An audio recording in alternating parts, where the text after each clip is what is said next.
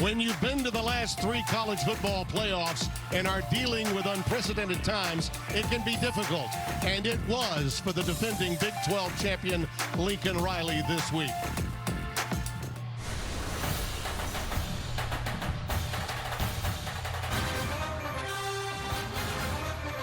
The schooner is on its way out.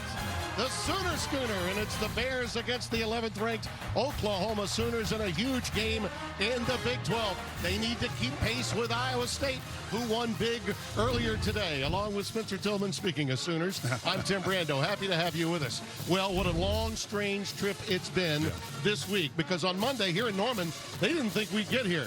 Partner, here we are. What do they say? The crisis doesn't make the man or the team. It really exposes who they really are. Oklahoma's facing the same pressure as everybody else, Baylor included. But it's how they've responded. They've been dominant down that stretch, averaging over 51 points a contest. Again, against their rivals, they've been particularly strong. Oklahoma State comes to mind. This Texas team, that they faced, every one of them, they've been dominant and they've been controlling. When you look at them, they look like the team that's returning to that Big 12 title contention, and they're on the doorstep. Ramondre Stevenson has been the key during that stretch, Tim. He has allowed Spencer Rattler to step up and become the type of quarterback that is indicative of what Oklahoma has been defined by in these last few years under Lincoln Riley. Yeah, he's only getting better. On the O'Brien list announced this week, Freshman of the Week. On the flip side, it's so cliche for announcers to say, you know, they're better than their record, but this Baylor team really is. Coming off a huge win at home, and frankly, the confidence comes from what they did a year ago against these Sooners. They came oh so close twice. Dave Aranda, that's really his challenge. There was really nothing wrong with what Matt Rule did. He was impressive.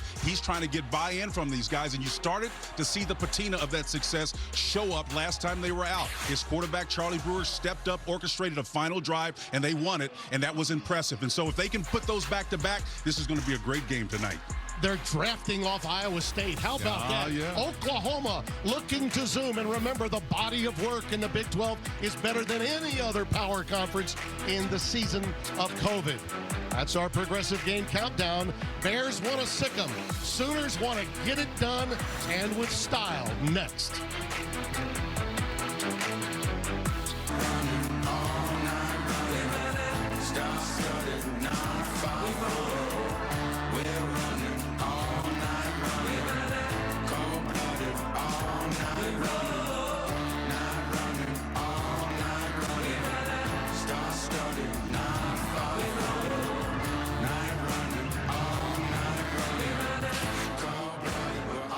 So, you want to win.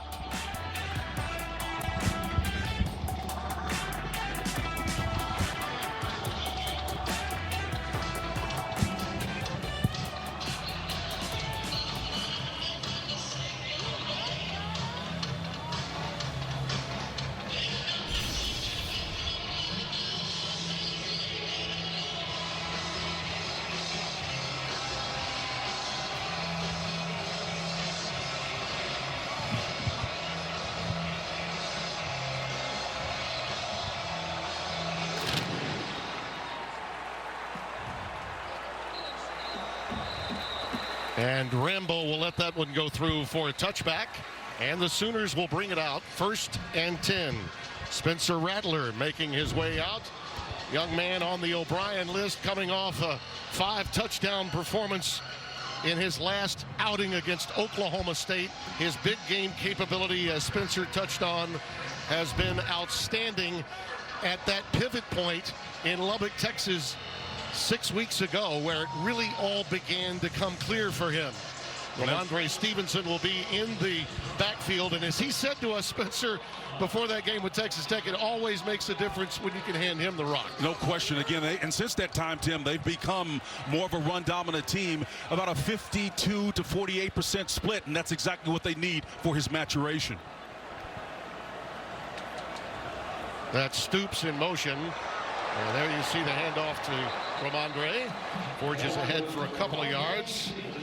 And going right up against those linebackers, Stevenson. And boy, oh boy, is that a matchup to watch. Yeah, huh? Dylan Doyle was number 44, the guy that was in on that tackle. He's going to be called on to match up again. And they've got Abram Smith, who's transferred, actually moved over from a running back position. He's converted to an inside linebacker. Those two inside guys are going to be the ones charged with the responsibility of dealing with Stevenson, and he's alone. 2nd and 8. Here's where he's troubled. When he is rolling out, you see that pressure. Now he just has to dump it. No one was available. Great coverage. And it was Bradley King, number 99, in hot pursuit. The defensive end, the senior transfer out of Arkansas State. TJ Franklin will be working opposite of him. These two guys here in this three-man front are going to be busy, Tim, because remember, when you're dealing with the three-man front, you've got one nose tackle. You don't have a fourth guy out there. So if Spencer Rattler moves outside that pocket, it's going to be one or two of these guys charged with the responsibility of chasing him down or containing him. We can tell you only this. Multiple players are not available tonight due to COVID protocols. Beyond that, like you, we're searching through our depth chart as well. There's a crossing pattern. I believe that was caught. It was by Stoops. Great Stoops, sure-handed.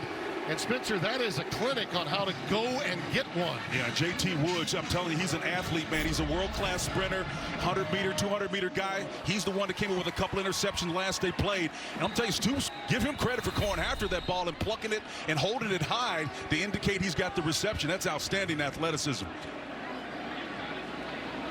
Coach's son. He's selling it too, isn't he? Bob Stoops, by the way, stopped in here a minute ago and said hello to us when we thought he was going to be down on the sideline. Chopping it up. That play is under further review. That's our referee, Brandon Cruz. Our replay official, Rick Lumiere, from my home state in Louisiana. We'll take a long look at this one. I thought there was no problem with this catch. Sell it? You know, hey, Bob Stoops has got a marketing degree, man. That's a catch. That son is a chip off the old block. He's going to sell that thing. He put it in the air. That's a great catch. It's outstanding. There's Bob. There's old Bobby. How you doing, Bobby?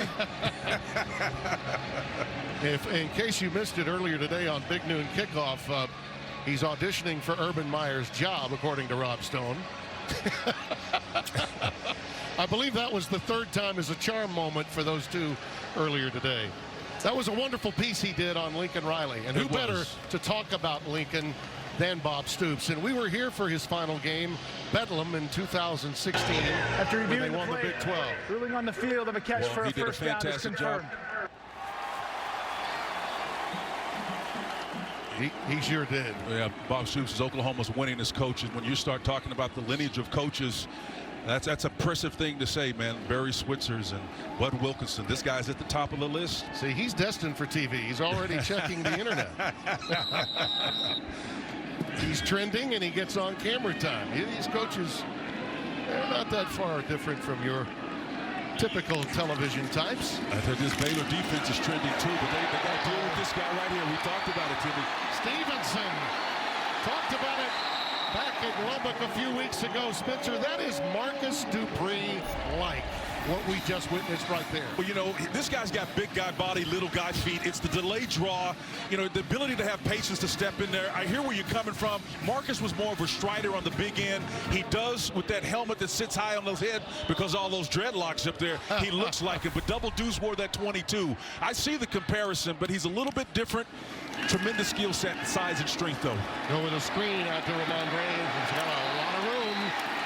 Gets it down to the 25-yard line. Will only be a yard shy of the first down, so a pickup of 9. And the converted running back, Abram Smith, as you mentioned, number 28, the junior from Abilene, making the tackle. Well, they like that matchup again, because what better than to have another running back converted to that linebacker position, matched up against another running back. Both of them are about the same size. It's going to be fun to watch them compete today.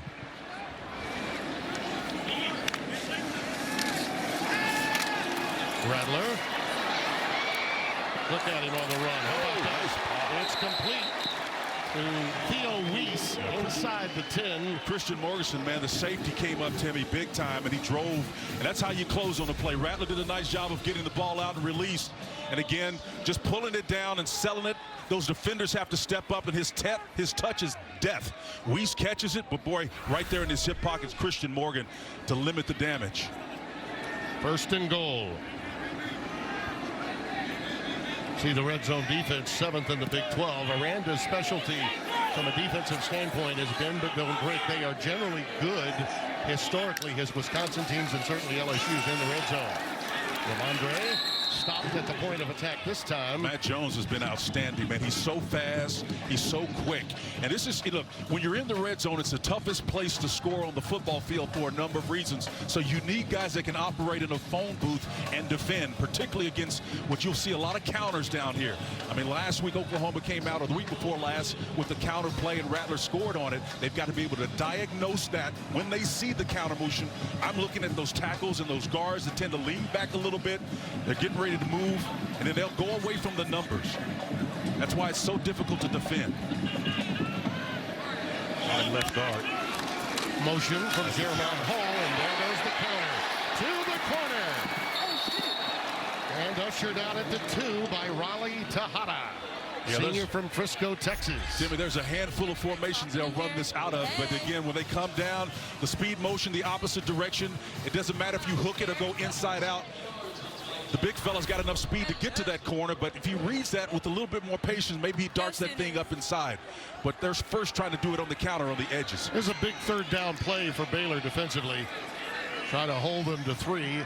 If, in fact, Oklahoma decides to go on 4th down, it wouldn't surprise anyone. Rattler with plenty of time. Now he steps up, and look at him go inside the 5. You're right. They had him bracketed, didn't they? He could not go to his left, and it looks like they may be going for it here on 4th down. Great team defense there by Baylor. One of those guys up front, Ryan Miller and company, TJ Franklin, Bradley King, all of them converging on the ball carrier, trying to find. This is just great coverage on the back end. This is a big win because they decided to go with Burkich, and why not? Yep. Really one of the best in the country, if not the best. He's certainly been outstanding through the course of his career. This is a chip shot from 20 yards. Right down the middle, but given the way it began, Baylor will take 3. No question. I was getting ready to say a little bit further, that's a win for Baylor. Tristan Slinkler, number 35, was the guy back there defending. So Baylor, hey, I'm nothing frowned about that, Timmy. Fox College Football is presented by Ram Trucks, Motor Trend's Truck of the Year for the 3rd year in a row. Gee, who is that guy? That's a little grainy. That's a long time ago, brother. Little Spencer Tillman, Keith Jackson used to call him. Fun times, man. And our friend Brett Bender, who's spotting for us. Gary Bender, his dad, called a lot of your games as well. Those little feet from Tulsa were like pistons. Quick as a hiccup, man. Love them making plays on this football field. A lot of great memories over the years, Timmy. Met my bride down there on the 10-yard line on a nationally televised game against Ohio State. I remember it well. We will have another touchback. Ball will be brought out to the 25, and here comes Charlie Brewer, senior from Austin, Texas, Lake Travis High School. Same high school as Baker Mayfield, the Heisman Trophy winner, you may recall, here at Oklahoma. That 2016 season we were on tap for. Of course, he won the Heisman the following year. Lake Travis, an outstanding school, along with, as you know, Carroll High, the home of Drew Brees, which was another magnificent quarterback in that area of Texas. Ebner is in the backfield on 1st down. Quick pitch to him towards the boundary. And here are the matchups, Spencer, from your perspective that we should really keep an eye on. Well, Trey Brown and DJ Graham, I don't know how much DJ is going to play, but he's been playing a lot lately at that cornerback position. He's a converted wide receiver. His father, Davin Graham, both and I grew up in Tulsa, Oklahoma, so I know a lot about his family. He's going to have to deal with R.J. Sneed, a great talent at that wideout position. They are dangerous. They've got a couple of other guys in the backfield for Baylor that also are going to be a challenge. The wide receiver screen that's complete to Tyquan Thornton, number 9, and he's to within 3 yards of the 1st down, up to the 32-yard line. And Tim, I can't say enough about how Charlie Brewer, with these assets, Thornton and company, how he has come into his own over the last couple of weeks or so. Again, one of the most difficult things to do after you've been steeped as a 5-year senior in one system. Along comes Larry Fedora with a different system. Now Charlie has to kind of readjust himself and then absorb that newness, and it's tough. It takes a while to adopt it. Out of the shotgun, Ebner in the backfield with Brewer. Good quality communication going on here. Let's see if they can convert it. Nice curl action from R.J. Sneed. like so many quarterbacks, Spencer, Brewer is better when the routes come back towards him. Yeah, and that's a good friend of any quarterback, but I think when he moves, he's a half-field guy. So he comes across and finds a soft spot in that zone, and they're trying to go pace and tempo. That one needed a little bit more on it. But he's got the right idea, Tim. He's trying to find the voids in this zone coverage in the back end. Usually Oklahoma is going to give you a steady dose of man coverage. And again, they're going so fast, I didn't get a chance to see the snap off the top of it.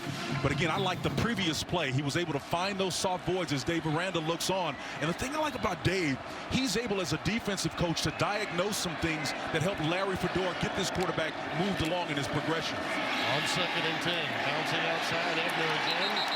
Wonderful defensive play there. Forging ahead, the Sooners getting the stop. Corey Robertson was outstanding, number 92. Boy, he is something special. Watch him get after it, chasing him, not going to give up on Brewer. He's cooking big time. This team has been so aggressive on the defensive side of the ball. Ever since Ronnie Perkins has come back, that Texas Tech game that we called him, they've been a different unit. Alex Grinch told us that, hey, on a scale of 1 to 10, we're about a 7 or 8 on adoption of this speed defense concept. They're getting better every week. Brewer again, a quick read. Great job stepping up. Go. Gets it up to Ben Sims, and he's got a first down. That's the thing he pointed out to us, Spencer. One read, maybe two, and then go. Yeah, he's a half-field guy. 1, 2, bring it down. You're going to have to do that because number 7 is going to be having his ears pinned back, Timmy. You've got to get rid of that ball. He does a fantastic job. Then it's about finding the matchups that you prefer. And Charlie Brewer, once on the move, can do that. He looks like he's on that final drive against Kansas State, the team that beat Oklahoma earlier this year. This is impressive. You survey Oklahoma defensively, you see some new people out there. Robert Barnes is playing safety, number 20. They go back the other way. Some contact with the pass not catchable. Ben Sims was the intended receiver. Yep. There's Alex Grinch, who came over after being a co-coordinator at Ohio State to be the defensive coordinator here. Spent some time with Mike Leach at Wazoo as well. Yeah, some question as to whether or not he'd be available for this game, but he apparently was at practice yesterday and on the sideline and kind of re-retired Bob Stoops. Yeah, the Hall of Famer was ready to come in. He was ready, man. He is more of a 3-4 guy. Obviously, Stoopsy, a 4-3 defensive philosophy. You know, but good coaching is coaching, man. The bottom line is if you got athletes and you know where they're supposed to be, it's about pointing them in that right direction and motivating them to do it over and over. 2nd and 10, out pattern incomplete. That was Thornton again, the intended receiver. Turner yelled, Delarian Turner yelled in coverage 32. I think he's going to continue to find his Brewer, Thornton, because he's a big target out there, and I think he likes the matchup. Turner Yell is an outstanding safety, but he's more of a strong safety type guy, and I think you probably have a little bit of an athletic advantage there. That's a matchup that we want to see if they'll continue to exploit. Oh! Play fake, and it's wide open on this end.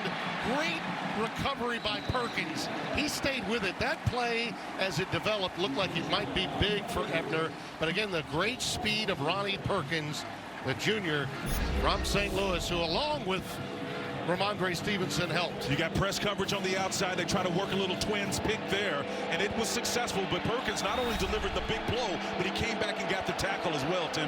He is a man possessed. 4th down and 4, and the Bears are going to go for it. So they're going 5 wide here, Tim. Empty backfield. See if they go a 5 vertical concept here and try to get rid of it quick. Try to stretch this back in. Underneath, there it is. It's caught. It's a first down at the 31-yard line to Gavin Holmes, the 5'11" sophomore from Justin, Texas, out of Northwest High School.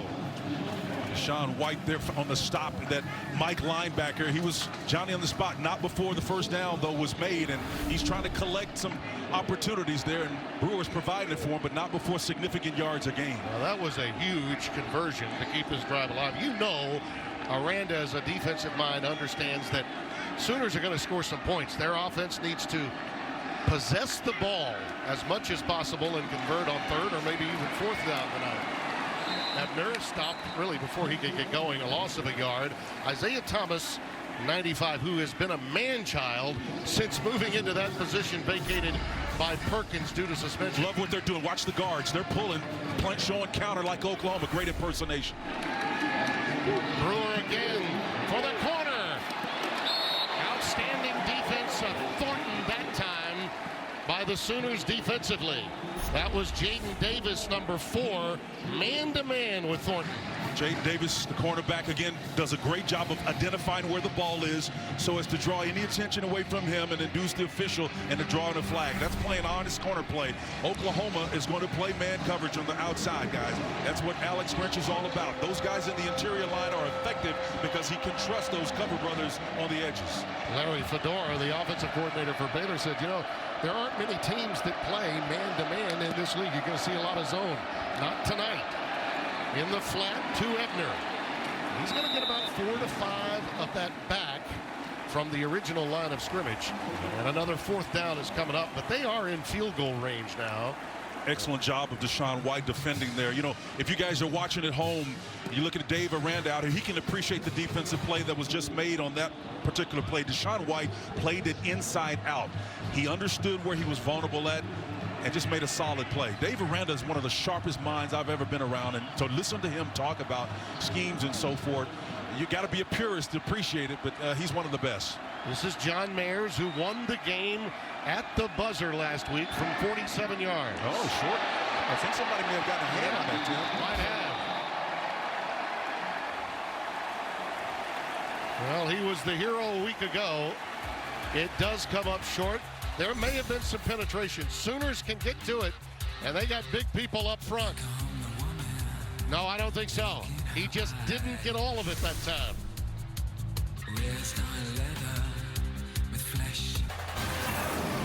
Fox College Football, powered by Ram Trucks, built to serve. 3-0 Oklahoma. Tim Brando, Spencer Tillman, happy to have you with us. The third of our triple header of college football on Fox on this magnificent December Saturday. Great pressure, and down goes Spencer Rattler. Jalen Petrie, number 8, outstanding star linebacker, came in with 8.5 tackles for losses tonight. Great job. Those backs have got to be able to step up and make a play inside, Timmy. Jeremiah Hall was the one charged with the responsibility of blocking him. Dave Aranda has got to like that ability to affect their quarterback. Outstanding defensive effort. That puts them behind the chains, and that's another thing that he and his defensive coordinator, Ron Roberts, were talking to us about in our meetings last night. They need to get some negative plays and avoid explosive plays from the opposition. How about that? Boy, I'm telling you, he's stacking them big time, baby. And that's Petrie again. Say hello to Jalen Petrie, Marvin Mims. Petrie put him on the dish and said, examine this. Man, he came hell-bent for election here. Mims hauled it in, and he's a great athlete as Mims, but Petrie just really showed him what it's all about. Oh, make him change his mind. He is a hybrid in the middle of a breakout season at that position. Career high 11 tackles against West Virginia. Well, how about what Iowa State did for them today? Man, I think they sent the statement. Oklahoma now has to do the same. Here comes Stevenson. Man, this guy's an eraser. I mean, if I'm taking you inside the game, I would tell you that Baylor just won that defensive battle up front, but this guy's an eraser. I mean, Baylor's gonna win the series. Aranda's excited about it, but this guy just erases. He should have not gotten any yardage on that one. Great defensive call by Dave Aranda's group. Unbelievable effort, but number 29 is impressive. They got to deal with him for the remainder of the evening. That's as excited as you'll see Dave Aranda. Yep. He's a staid guy, man. He's a cerebral guy. That's why he got the nickname the Professor. Munchausen to put it away. That was a shank. I mean, a really bad punt off the side of the foot of Reeves. Ouch. Mims takes the blow, and Aranda is pumped.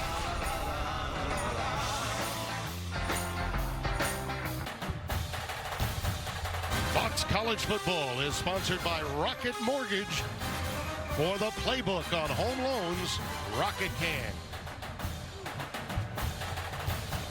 Here are Tillman's takes. We got to have them. Timmy, is simple. It's about Charles being in charge like he was against Kansas State. He's got to make smart decisions. He's done that for the most part. His receivers has helped him. And ultimately, the Oklahoma Sooners have got to cover, and they've got to pressure. We've seen number 7 Perkins do it big time. They need that consistently to have a favorable outcome tonight. After a 12-yard punt, Baylor sets up shop at the 35. And here goes Charlie trying to get it done on his own, and finally Perkins was in his sights, and he said, "I'll usher myself out. Thank you very much." Charlie spent about 3 days worth of energy jumping out that, man. It was impressive, though. I mean, it shows you some of the speed of Perkins in his hip pocket, chasing him all the way out. Perkins said, "I'm not going to follow you behind the bench," but he's selling out, though. Number 5's a leader, man. Remember now, Munchau with that 12-yard punt. Very unlike him, averaging 40 on the year per punt. And this really gives Baylor an open door opportunity. Brewer, again on the run where he's so very good. And Tyquan Thornton now with his second catch, and he's been targeted more than any other Baylor receiver at the outset. Yeah, Jaden Davis, the corner, number 4, the receiving end of Thornton. He's a long-rangey guy. They like that matchup, and number 4 is charged with dealing with him in the way that makes sense for Oklahoma. And they're going to stay with that man, squat dog read on that corner with him and dare him to beat him. 3rd down 4. Ebner the setback.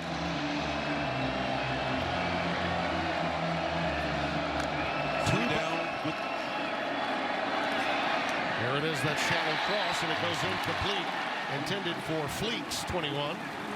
Yeah, Brian Asamoah, the will linebacker, man, and a trail technique came right behind him. And, you know, when you can find a will linebacker that can run and chase like that, that's pretty darn impressive. Again, these guys are hybrids these days. When you see these man coverage stop units, you need guys that can get right in your hip pocket and stay laser focused, not lose eye discipline, and make great plays. Well, Look at this clean right there. They're going to try again, Spencer, from 47. He missed earlier from this same distance.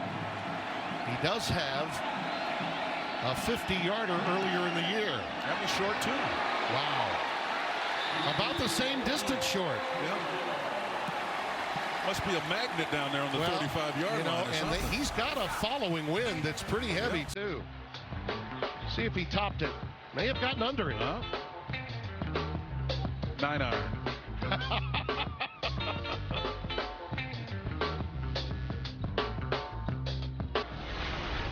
Ram Power Players is brought to you by Ram Trucks, built to serve, and boy is Jalen Petrie built to serve tonight. Well, he came hitting the big targets that they have. He got Mims here, big time blow.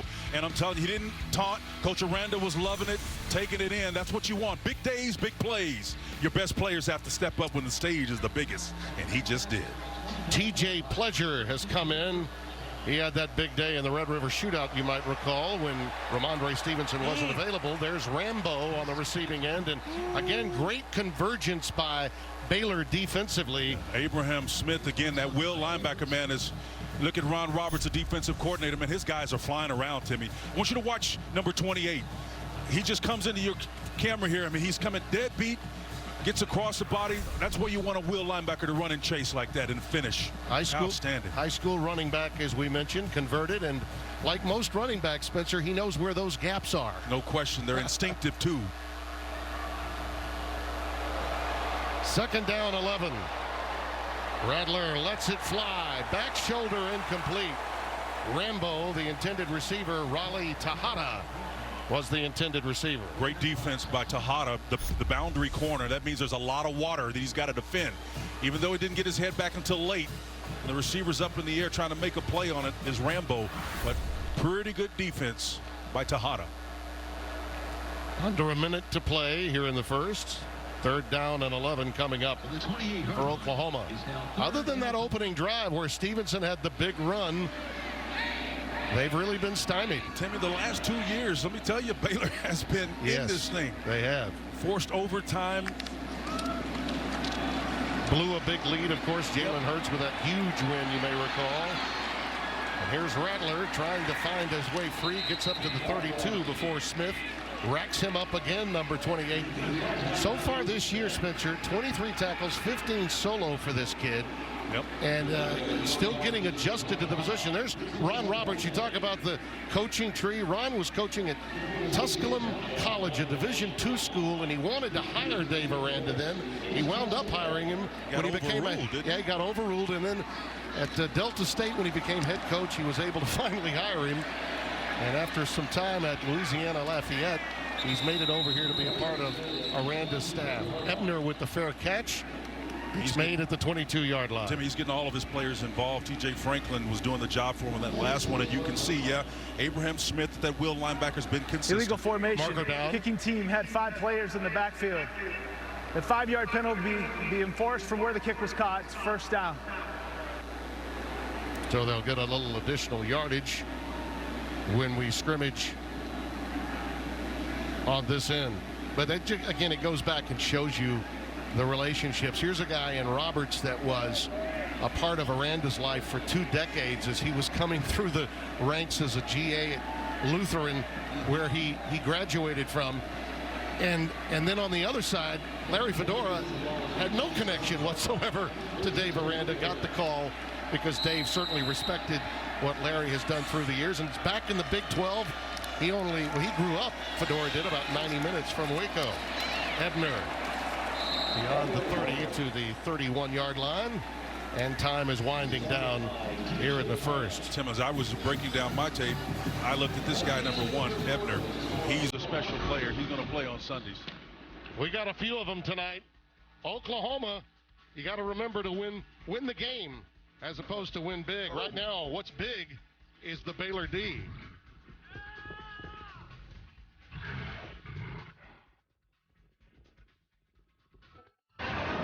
Fox College Football is powered by Ram Trucks, built to serve. In Norman, Oklahoma, our first quarter numbers, that's the lowest output in a first quarter this season for a normally fast starting Sooners offense. Baylor's defense dictated pace of play after the opening drive when they held Oklahoma in the red zone to 3. And on 2nd and 7, as we open a little reverse, they go to Fleeks. And it is well diagnosed by the Sooners defensively. Nothing doing really about the line of scrimmage is all they could get. Deshaun White, 23, the first to get to Fleeks. Trey Norwood was in there as well, number 13. Timmy, that speed D on demonstration right there. That's what Alex Grinch is trying to get with consistency. Typically, when you get that kind of buy-in on the defensive side, that type of reverse is going to yield you significant yardage. But once again, you talk about an equalizer, it's all about speed on the back end. And Alex Grinch had it in spades there from his back half. I mean, other than the missed field goal, Spencer, this has been exactly what Baylor would have scripted for the start of a game at Oklahoma, the way the Sooners have been playing of late. Well, I'm not surprised, Tim. You go back and look at the last 2 times these teams have met. I mean, it's been a dogfight. Came down to the last 2 minutes, and as you mentioned before, overtime. Brewer, again the crossing pattern, Nice. and a great job by Holmes just stretching out, giving every bit of his length and opportunity, but it's not enough. It'll be 4th down in a punt formation. Well, that's a nice dart right there. It was right where it needed to be. Gavin Holmes, that H receiver, stretches out and gets it. That's what you need from Brewer, efficiency. The ball was placed exactly where it needed to be. We talked about him executing in our takes. That's exactly what he needed to do. May have come up short yardage-wise there, but if he continues to execute at some point in time, he's going to get a breakthrough. You know, he heard some chirping from Baylor fans this year. That was really unwarranted, Timmy. Yeah. I felt so bad for him. Again, Larry Fedora's offensive coordinator put a lot on his plate, and it's tough to digest all of that in good stride. That's power with the punt. It's a beauty. Down to Grace Stoops, who calls the fair catch at the 16-yard line. 50 yards on that boot.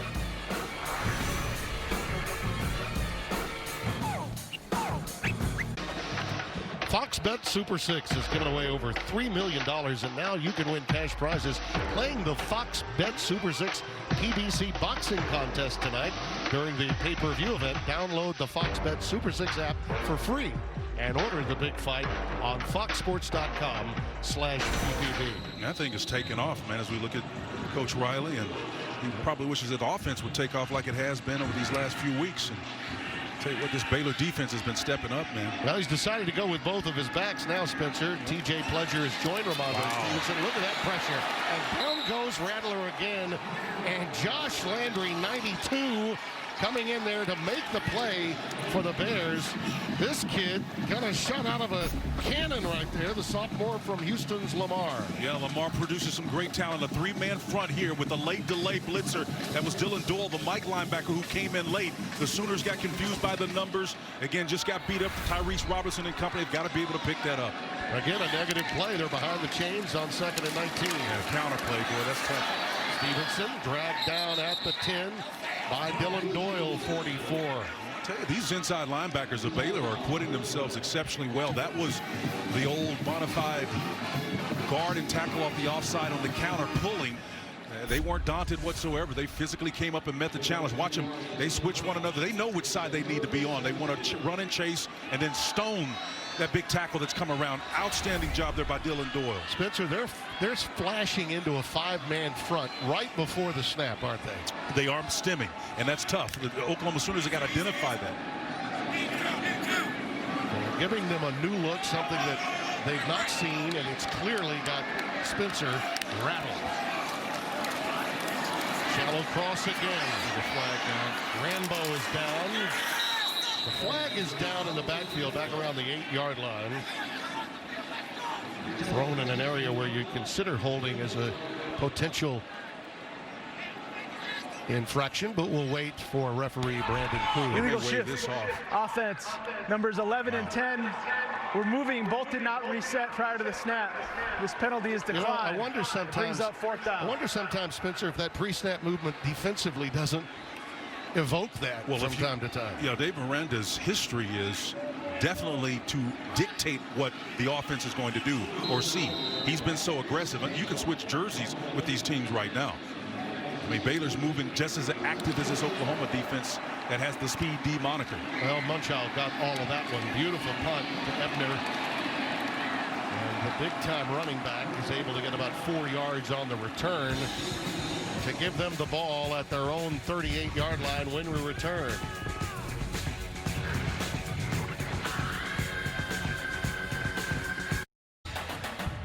Fox College Football is sponsored by Geico.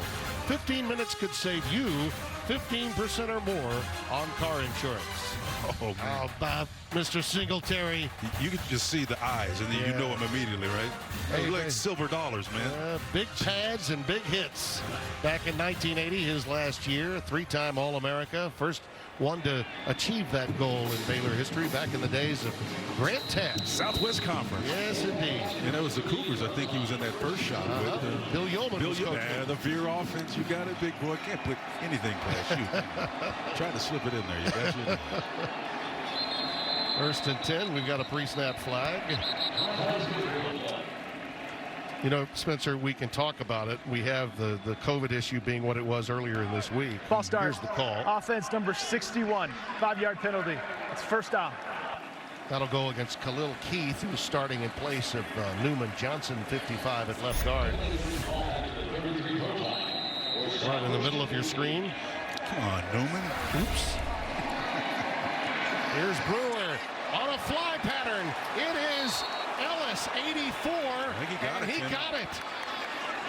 That is a beautiful fly route down the sideline. Jaden Davis was in coverage. Well, we said that they like that matchup and they're going to go after. They're chicken fighting down the road, and 84 comes up with the big time. Jaden Davis did a nice job of staying in his hip pocket, but that's just speed and about a 2 or 3 inch size advantage that was the difference. Ellis, a redshirt freshman from Round Rock, Texas. Plenty of time. Oh, boy, is there. And, you know, he had an opportunity, Ellis again, but he slipped as he made his cut. But let's go back to that previous play, Spencer, and see how he got the room that he needed. I mean, a redshirt freshman, you know, again, he's really actually not that tall. I got him listed right at 6. I think he's closer to 5'11". But in that climbing that ladder, he got a height advantage just by timing the ball and being able to see it. And he's celebrating right there. Cedar Ridge, his finest. Well, that chicken fighting you were talking about got him a little extension. Which, by the way, I love the no call on that. I think that when you're battling for position, jousting a little bit in man coverage, that's part of the defense. And no reason for an OPI call in that situation. I agree, and the reason why that was is the ball was thrown on a rope exactly where it needed to be by. I think we see that far too often on Sundays. That 39-yard reception was Ellis's first catch of the year. Not a bad first catch. Think about that. See, Oklahoma's not the only team that's down a few players. Now look at this stack formation. This is going to be a problem for Oklahoma if they don't diagnose this really quickly. Ebner trying to run the stretch, and there was nothing doing. That ball on the ground. Oklahoma's going after it. They may have it. They got it. At the 35-yard line. I think they may rule him down. They are ruling it a fumble. Wow. We'll take another look at it. Turner Yell with the recovery. Delarian Turner Yell. Let's see who stripped it here. Looks like Perkins. Well, that's a difference maker. You know, he's down. Yeah. They'll call that one back. I think a more important thing, we need to find out if Tristan Ebner is okay on that, because he looked like he went down in pain, and Coach Aranda says he was down. That's his take on it. As I looked at it in real time, I thought that it would be marked down by contact. It wasn't. It was ruled a fumble. But I am sure that Rick Lumiere will take a look at this and call it back. And they are taking a look at Ebner. Well, the results of the official review withstanding, Ronnie Perkins has been on fire since he came back from suspension. First game against Texas Tech this year. He has been a man on a mission.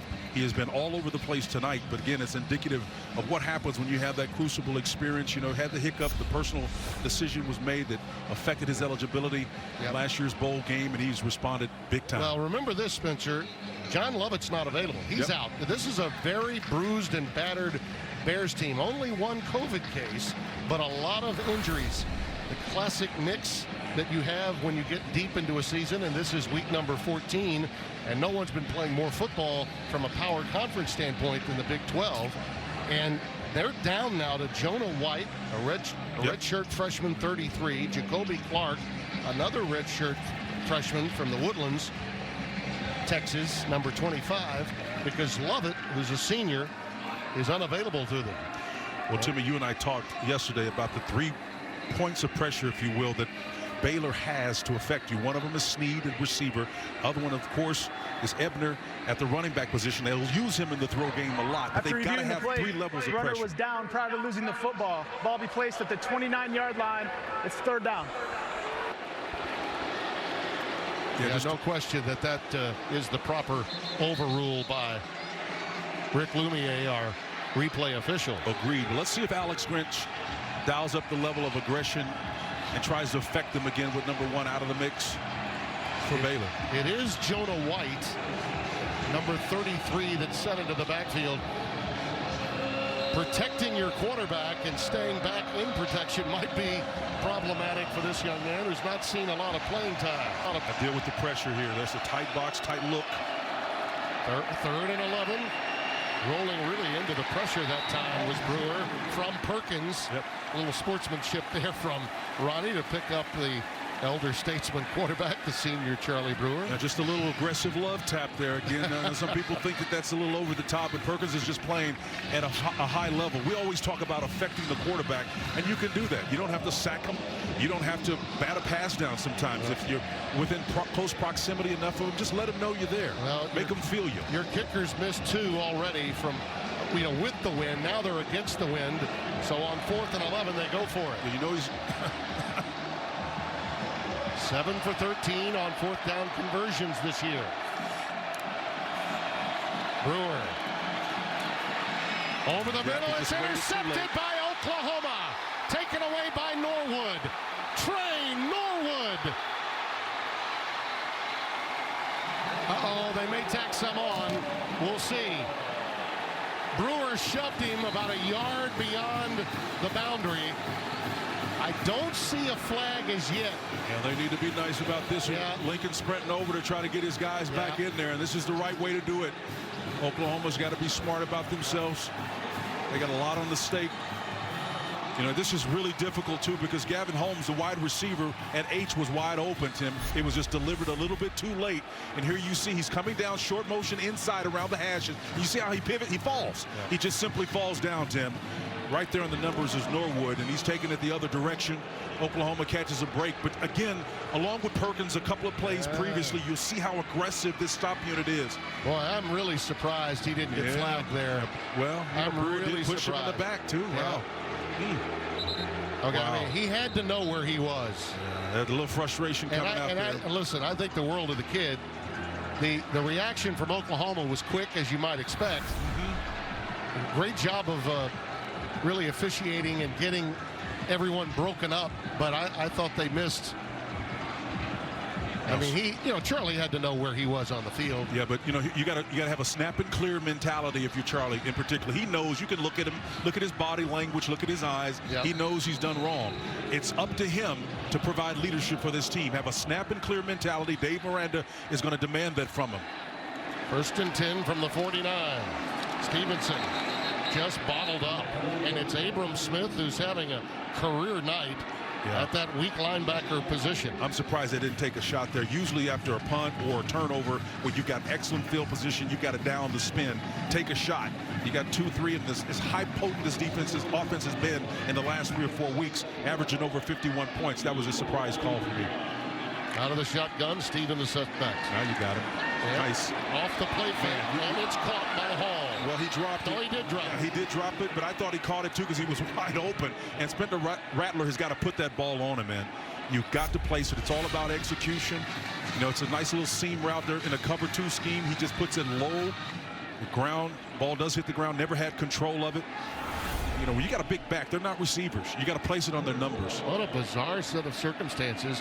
The many scoring opportunities squandered really by both teams. Here's Oklahoma after a big turnover at midfield, and they've gone back 2 yards in their opening sequence. Well, I like the call. I just didn't like the execution. It was a great call. Rattler with time. That's incomplete. He was looking for Stoops, and it was knocked away. Great pursuit by Baylor defensively, and Petrie coming back from his linebacker spot, Spencer, to give some help. Well, Timmy, that was a bad decision. I think Rattler understands it was a bad decision. He's got to be able to make a cleaner read than that. I mean, there's 2 defenders back here. Yep. With a safety coming back over the top, and essentially 3 in close proximity, with Christian Morgan, the free safety, making his way over there. Those linebacker coaches, defensive line coaches are loving this for Ron Roberts, the defensive coordinator of Baylor. I don't think anyone felt that the score would be 3-0 this deep into the second quarter. Here's the return. Well, there's some whacking going on out there, man. These Cavaliers are doing a number. Gavin Holmes brings the punt up to the 19-yard line. That's where Baylor will take over. Tough night for the freshman so far, and the senior. Tomorrow, the NFC South leading Saints take on the Falcons, or Jared Goff leads the Rams against MVP candidate Kyler Murray of Sooners fame and his Cardinals. Or other regional action, check local listings for the game in your area only on Fox and the Fox Sports app. No one's faster than Kyler Murray, no question about that. But Spencer Rattler is a combination of Mayfield and Kyler Murray in many respects, and he has been stymied tonight. Here's Fleeks as they go with a little jet sweep action, but Oklahoma's defense for Alex Grinch has been as outstanding as you'd ever hope. But Baylor has been, I think, even more impressive on their side defensively. They really have. They've been flying around, and it seems like they dial it up the closer they feel threatened. When you get to that red area, Alex Grinch's defense is always going to be aggressive, but I tell you, Baylor has matched them. Brewer setting up the screen, and it's incomplete for White. Now remember, this is a kid that really hasn't played. They know Lovett. Ebner is banged up. So now they're down to really their 3rd and 4th running backs. And both of these teams, because of the times, the unprecedented times we're in, whether COVID or just at the end of a season, Baylor's banged up. Oklahoma really COVID protocoled into some of their difficulty, and you can see the rust with the 2 weeks off since Bedlam. Yeah. Timmy, before that previous series, I'm going to drop a nugget on you to tell you what the inside game here and why Baylor should be excited. Prior to that last play, they had a 53-second advantage in terms of time of possession. That's an indicator that they're doing their job. They may not get in points, but they're keeping it away from Oklahoma. Yeah, they've missed 2 field goals when they were in position. Timeout on the field. Bears take the timeout with 3rd and 9, trying to play field position, if nothing else, is Dave Aranda.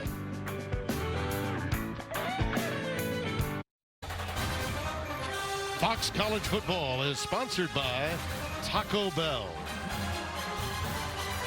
Oh, they're laying the leather, aren't they, today? Man. He's been ringing some bells. Jalen Petrie has been remarkable.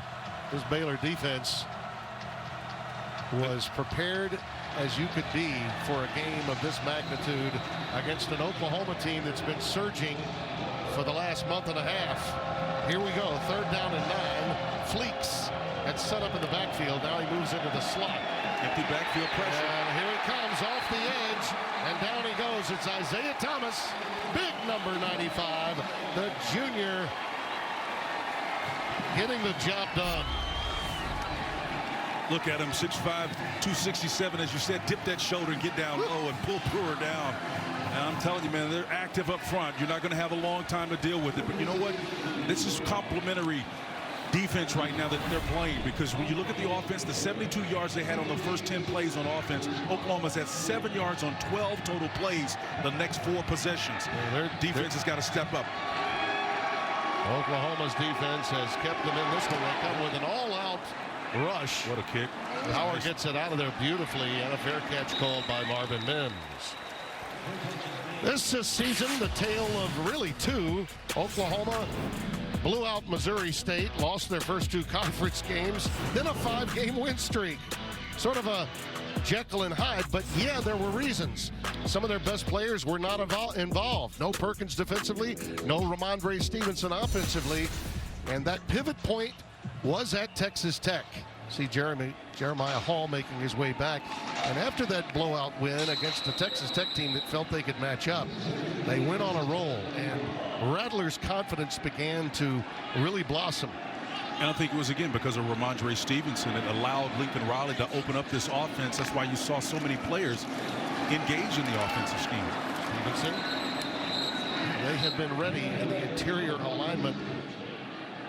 And all of those changes in that 3-man front looking more like a 5-man front has kept number 29 at bay really since the opening series, Spence. Yep. And to put a cap on your previous point, Tim, about Oklahoma's offense stalling and why they've all of a sudden caught fire after the Texas or during the Texas Tech game, people have to contend with 29. When Ramondre Stevenson has the kind of performance he has, averaging 6.6 yards a carry, you got to either bring a safety down or start filling that box up, and that means you got one-on-one matchups with your receivers. On the outcut, Rattler's pass thrown only where his receiver Theo Howard could receive it, and he does for a first down. Great pitch and catch. You can see off coverage. They're backing up, giving him a cushion that he needs. A nice outcut. Probably needs to break that off, but that ball had a string on the end of it. Again, Spencer Rattler has got to put a little bit more on that so that receiver doesn't have to stall like he did and slide down. That's been twice. Hall earlier, if you recall, on a seam route. Spencer Rattler made it a little bit shorter than it needed to be. Howard in motion to the top of your screen. 1st and 10. To rollout action. Here goes Stevenson. He dances and prances inside the 30. They'll mark him right at the 30-yard line for another first down. Last time Oklahoma scored only 3.5 points in the first half, 2017, where? Ohio State. The Baker Mayfield game in Columbus. You remember how that one ended at midfield. Previous game was 2004 when they led Texas 3-0 at the end of the first. Well, if they're going to stake their claim to this one, they've got to step up big time. From the 30. Oh, and a nice looper. Love that. He gets away, though. Rattler very resourceful there. And he'll get out of bounds without much of a loss, if any at all. That's Abram Smith that shoved him out.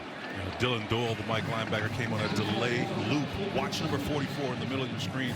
Now he comes in on a delay loop. He's going to come all the way around after that back is out on a scat release. He has no responsibility, 44. So he's going, pinning his ears back, trying to get Rattler. Rattler makes a miss. You know what? You can't tell that this defense right here doesn't know what to do. They are smart. They swarm. They diagnose. This is a special unit. Look at that. 14 dropbacks, 2 sacks, 4 knockdowns. 2nd down and 11. How about this little formation? Stevenson back there. That's a full house, an inverted wishbone. Yeah. First Buster Rhymes the other way. For the corner on isolation, incomplete. And a late flag comes down. Howard isolated in man coverage with Mark Milton, 37, who's playing at corner in place of Kalen Barnes, who's a little banged up. Well, it's just man coverage. Again, he tried to stick him and get vertical on this route here. Milton is there, sees it, tries to identify, but he sticks his hands out of the chest plate, and that's what caught him. Number 37. 15-yard penalty, automatic I first think down. he thought by the look back he had bought his way some freedom, but he did not. Yeah, Milton's got some range on him too. He's about 6'1", he's long. Guys have got to trust their skill set. If you're sitting there watching him in warm up, this guy can stand straight, man, and kind of lean his shoulder and scratch the top of his kneecap. He's got long levers, and you got to trust those when you go up and not put yourself in a position where you're going to draw a penalty. Rattler now 8 out of 12 for just 64 yards. Very pedestrian for him. Stevenson, again, they're all over the place. Oh, man, they're so good. You're trying to get off tackle in this game. Baylor has indeed sicked them. I tell you, tonight. This weak side defensive end, here's the swarm here. TJ Franklin, number 90, is involved in this too. And you got Woods coming down out of his safety position to clean things up. Abram Smith in there at the will linebacker position. He's been active all night long. And together, that trio, I mean, it's a different three group every single time. That's why Oklahoma is trying to struggle against Ron Roberts' defense, and they've been impressive tonight. Second down and 11. Look at that. Total yards only 84 for Oklahoma. On the cross, the pass is tipped into the air. And it's intercepted by Baylor's Christian Morgan. Boy, they read that one. Under normal circumstances, Spencer, you'd think maybe Stockner, who's unavailable, he's out of this game. They read this right away and got the tip drill to go their way. Well, you know what? I'm just curious whether or not Spencer saw Christian Morgan standing over there at the safety position. You got to be mindful of that, right? Yep. Inside out coverage, you had a guy inside. We call it a banjo coverage. You've got the defender behind you and one in front of you. The quarterback has got to see that. Either throw that over the top and away, or let him run under it and throw it beyond the receiver and let him dive for it. That's a route you'd normally see Spencer throw to a tight end, not to Stevenson. Well, he threw one, if you remember, to Hall early, 27. He dropped it. It was a seam route versus a cover 2 look. So you're absolutely right. It's either a tight end type play or a running back type play, but you got to put it on him. Twice he put it short. There he just misread it, and the safety made him pay for it. Treston Ebner, we're happy to report, is back in the game. The senior from Henderson, Texas, out of the shotgun. And they'll give it to him. And he's tripped up. Does get out to the 4-yard line. Nick Benito is not playing either tonight. We've seen a great deal of John Michael Terry, number 40, in that rush linebacker position. Robert Barnes also in at safety. You know, we talked to his dad. I don't know if you remember, but coming in, his dad stopped by and just to say hello. And Oklahoma's so short. They've got Barnes down there playing from safety position. They'll move him down. He's a big fella, but that's just how depleted Oklahoma is on the backside. They're moving guys around. Second down and 8. Baylor looking to just get some room. Not much there. They were close to picking up a safety there. That's Asamoah, 24, wrapping up Ebner. A loss on the play. They'll mark it just shy of the 2. Everybody's talking about Oklahoma's offense, but boy, this defense is what's carrying them right now, and tonight in particular. Winning the line of scrimmage battle, Jason Moore, the center, got handled there on the reach block. He's trying to turn his guy inside out, but just a strong defensive effort by the Sooners overall. And Asamoah made him finish, man. He's excited about it, as well he should be. Really difficult time if you're Baylor to be down to your 3rd or 4th running back.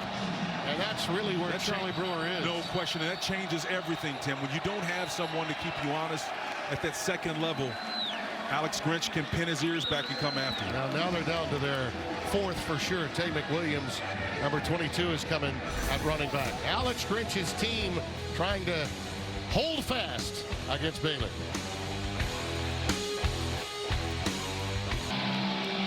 As well as this Baylor team has played from a defensive standpoint, Spencer, never more backed up as they are here. Do they need just a few yards somehow, some way to give their punters some room? If nothing else here, Jacoby Clark is now the running back, 25, out of the shotgun for Brewer. Well, they need to get somewhere in the middle of the field, keep it there. Oh boy. Wow. Again, barely able to get to the 1.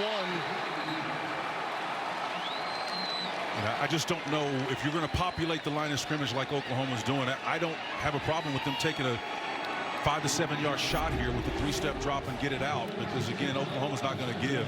Nice inside charge there, trying to get to the outside, but the leverage that Oklahoma's playing with Norwood outside, making sure no one gets to the edge. Yep. It's tough. Alex Grinch just dialed it up big time right there. It was impressive.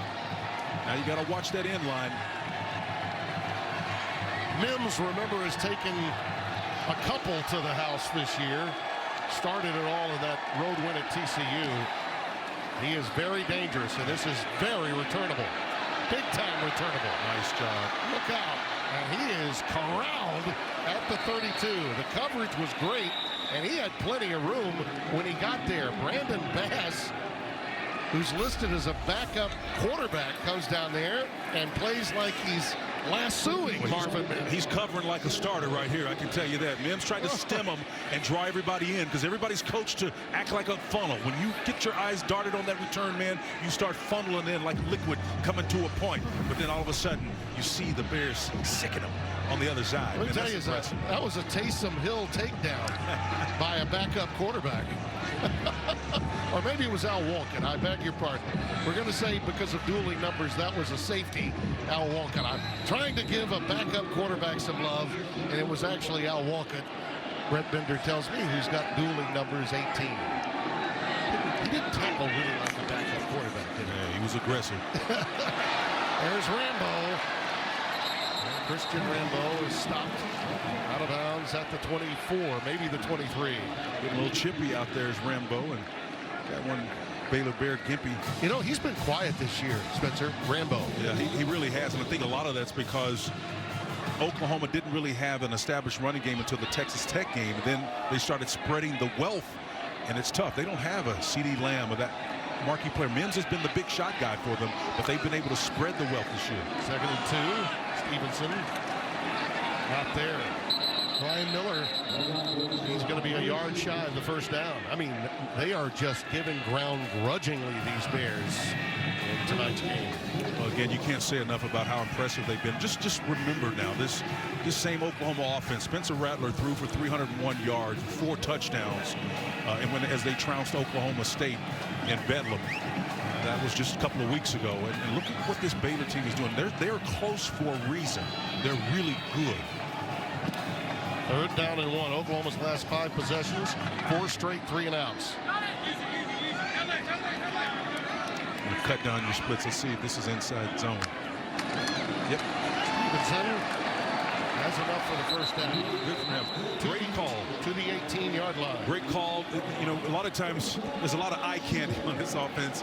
Having Stoops cut down his splits, a lot of times guys will start looking and darting their eyes when it's really an inside zone call. Art Briles used to do that a lot. He'd get those guys spread out when he was at Baylor, and then he'd get those receivers like 2 yards from the sideline. You said, boy, those are huge splits. Then he'd run dive. You know, it's all about getting the eyes affected. Great strategy. As the clock winds down to close out this half, Baylor's offense so banged up.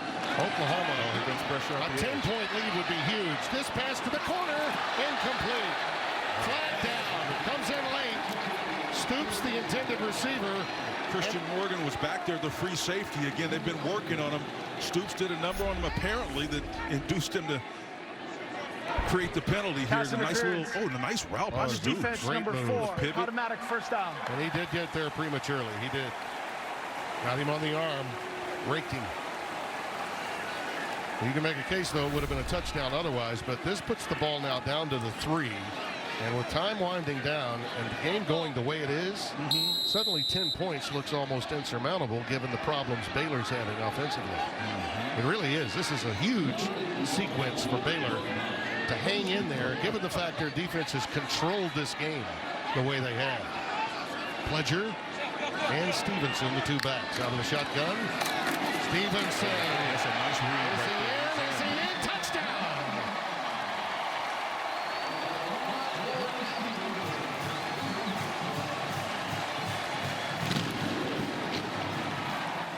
Timmy, this is what he did against Texas Tech 3 times over, scoring 3 touchdowns on these close inside, I call them green zones, inside the 5-yard line. It's just tough yardage right here. Everybody's man blocking up front. It's not a power scheme. It looks like more of a zone scheme. And that big fella, 247, just pushes the pile in there for the score. Outstanding effort. Hadn't been able to leverage that in open field to open the throw game. But, boy, if they can get him this way, I'm sure they'll take him at this point. Gabe Burkich for the extra point.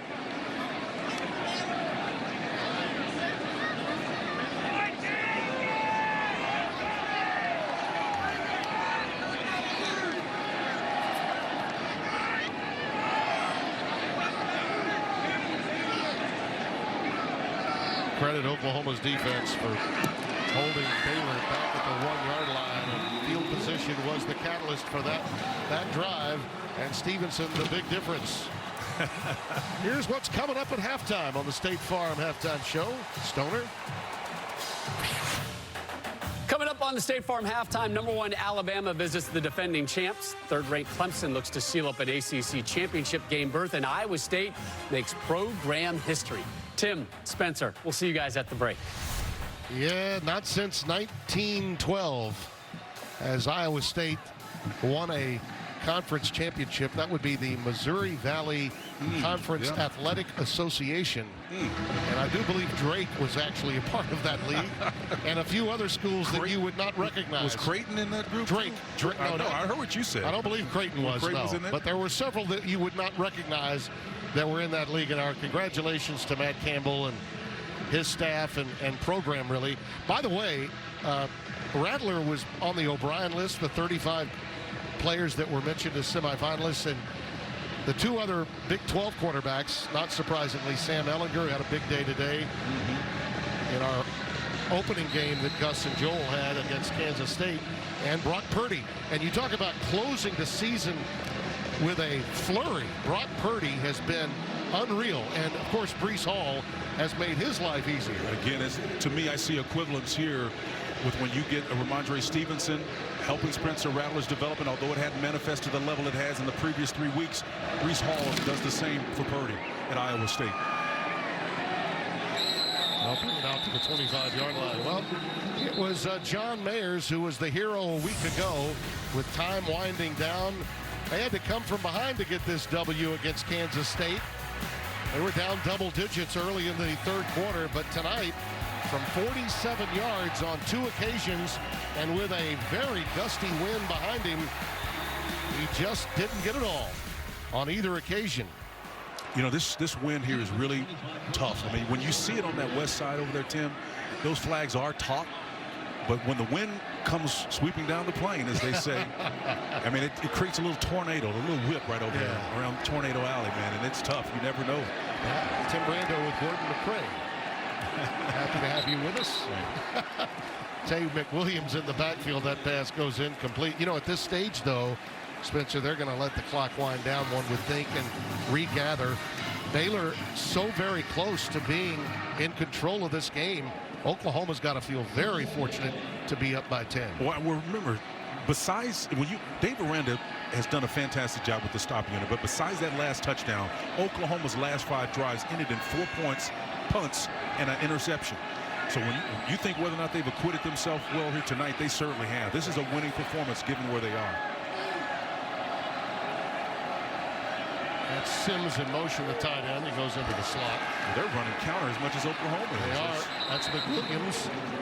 And again, we're talking about players that simply have not gotten playing time at all. You got a down bear here, Tim, on the 12.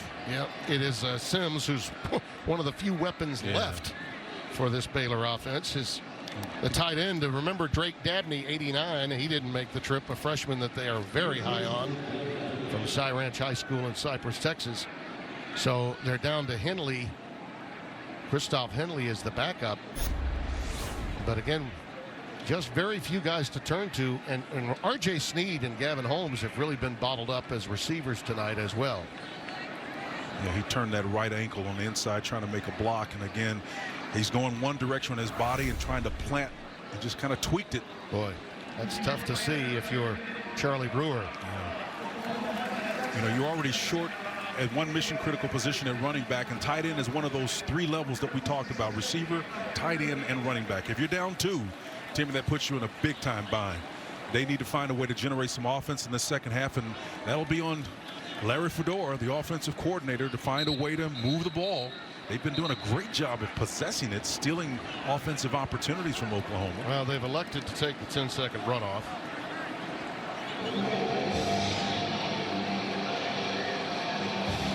And we're down to 3rd and 6.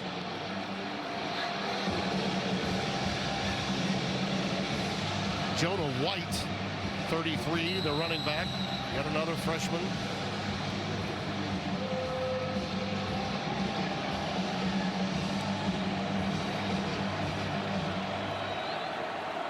Oklahoma's way off the ball. They're just going to be content. Cover 2 shell.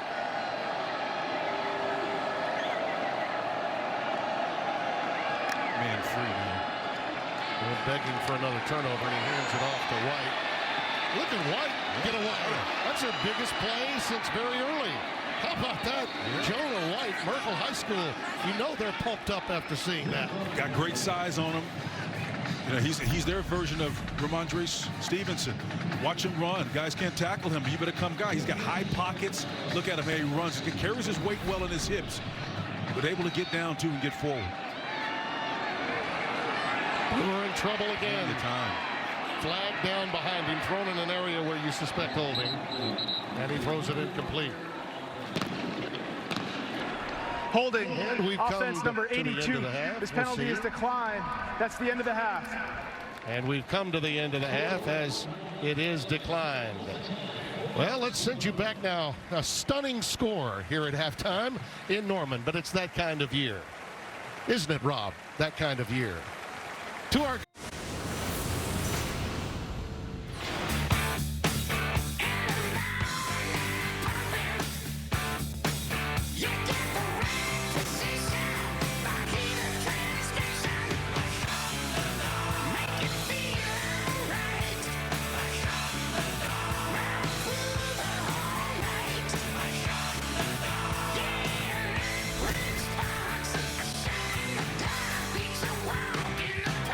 Fox College Football is sponsored by Progressive Insurance, and we welcome you back at halftime. 10-0 our score. The Oklahoma Sooners with the lead. Tim Brando, Spencer Tillman. Spencer, they've got guys, Baylor, that haven't touched the ball in their careers, that have had to touch the ball since the Ebner injury. Look, Baylor is looking out there. They don't have much, but their defense has been much. And my goodness, the snapshots from the first half weren't anything that we expected. Well, Baylor's been impressive. They've been keeping the Sooners at 28% conversion rate on 3rd down. That's one of the reasons why they've been mauling them. Big hits delivered by the back end and the front end. The linebackers have been unbelievable. And as a result, on the offensive side, I think what it's done is made Rattler look rusty. A couple of times on the seam route when he tried to go to his backs, he had a string on the end of the ball, just couldn't get there. Made a bad decision there, throwing it into double coverage. And then, of course, Baylor's looking for offense. That's really the elixir that's missing for them. One of your primary players is out of the mix. Ebner, without him, can they find a solution? Larry Fedora, the offensive coordinator, has got to find a way to keep that guy right there off the football field, because if he catches fire with all of the complement of assets on the offense, it could be a long night for Baylor. But for now, Baylor Bears are in this thing, not hibernating tonight. Other really than R.J. Sneed at wide receiver, who clearly is a go-to guy, and he's been snuffed out by Oklahoma. Give Alex Grinch's defense some credit, too. Fleeks with the return gets it out to the 20 to open the second half. You'll recall that Baylor won the toss and deferred, so they will have the football, and they desperately need something good to happen. There have been a couple of big plays, one in the passing game and a catch that was made, a huge catch by Tyquan Thornton and another by Jalen Ellis. Other than that, not much to turn to, and with Ben Sims hobbled, you're down to really one tight end that you can turn to as well. They're going to have to start moving some people around that haven't even played the position. Fleeks is now, by the way, in the backfield, normally a wide receiver. He can run it, has spent some time as a running back in his days in high school. Well, using coming out of the backfield as a receiver here on 1st down, and he gets it out just shy of the 25. Trey Norwood, who had an interception in the first half, coming up to make the stop. There's Ebner, who's very, very questionable. Yeah, so they use him in the throw game a lot, Tim, and that's one of the reasons why you see them trying to swing out with their backs to try to stretch this defense. And Dave Aranda knows how to work this team, but the bottom line is he can't get on the offensive side of the ball to control much of that right now. Pressure off the edge, and Brewer wisely just ducks because Isaiah Thomas was about to polish up on what Ronnie Perkins had begun. Perkins came screaming off that edge with his ears pinned back. You can see him in that wide 9 technique with that hand down. Again, you can't really deal with that. That guy's just unbelievable off the edge, Timmy. Blake Bettier was out there trying to defend him and block him, just couldn't do it. Yeah, Bettier has really done an admirable job this past season for the most part. young man from Utah having to deal with something that he has not seen yet this season in a guy like Perkins. Ahead goes Jonah White, who had that big run. And there's Isaiah Thomas again, blowing up their counter. This is their reaction to what Oklahoma does offensively, and Isaiah Thomas just able to dip and knife in there and blow it up. It's an outstanding job. You look at the way Thomas and Perrion Winfrey have played to go along with Perkins, and listen, Grinch's down linemen have been outstanding tonight. Marvin Mims back in single safety. At his own 46-yard line, Isaac Power will punt it away. So Baylor unable to get anything going in its opening series of this half. That's a nice punt. That will be a fair catch by Mims at his 48-yard line. Well, Spencer Rattler, who we saw him, I think, at his best in that game with Texas Tech. He throws the ball so well, particularly when he's on the run, when he's outside the pocket in a rollout capacity. But after accruing 5 touchdowns in Bedlam a couple of weeks ago, those sloppy mistakes that we had seen earlier in the year simply haven't been there. But tonight, Baylor's defense has given him different looks. Let me be perfectly clear, too. The reason why he's not having success is they only have 37 yards rushing. Yep. That's what is the catalyst for this offense. This is a rushing offense. The throw game opens up after it. Yep. There goes Weiss. Just a beautiful out pattern, a big-time throw by Rattler. The arm strength is incredible. Might have the best arm of any that Lincoln Riley's had. It's a great job of releasing and then just beat man coverage. Look, the defender fell down. And that's one of the big reasons why that turned into an extra 13, 14 yards as the defender falls down. 25-yard gain for Weiss. Stevenson the setback, first down from the 27 of Baylor. Again, Stevenson in the flat. First blocker. Nice job. That's just beautiful. Good football there. He waited for the blocker to get in front. J.T. Woods, 22, making the stop. But this is just maturation beyond your years. J.T. Woods got over there real quick, did number 22. But this is an extension of your run game, right? You can't get it up vertically in terms of running down and up the field and between the tackles. So they're going to try to stretch it horizontally and try to get something done. Oklahoma trying to find a way to manufacture yards and possess the ball and ultimately score. Need to find a run game, though. Second down and 9. See that look that Baylor's giving them again. It's an interesting look with trips into the short side of the field. Let's see what they do with it. Rattler trying to step up. Now will tuck it and run. And in hot pursuit, Dylan Doyle, the sophomore out of Iowa City, Iowa. Doyle and Abram Smith, number 28, 44, have been frequently in the backfield making plays. Tonight is a down Bear. That's Bradley King, 99, William Bradley King, who had to move into the position of rush in, having been a linebacker, a bit undersized at only 248.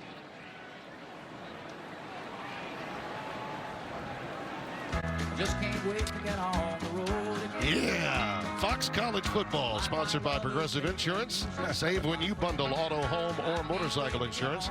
And by Dr. Pepper, the official drink of Fansville. Willie Nelson is a fan, and by the way, not just of UT. You know, you see him a lot in Austin, plays a lot of golf with all the Texas people, but he's a Baylor Bear. Yep. He went to school at Baylor from 54 until a marvelous year, Spencer, 1956. Redheaded strangers. A lot of people were born in 56, including yours truly. Anything to make me feel younger. Thank you, Willie. American musician and actor from Baylor country. Third down and 4 coming up. Red-headed stranger, 1978. Remember that?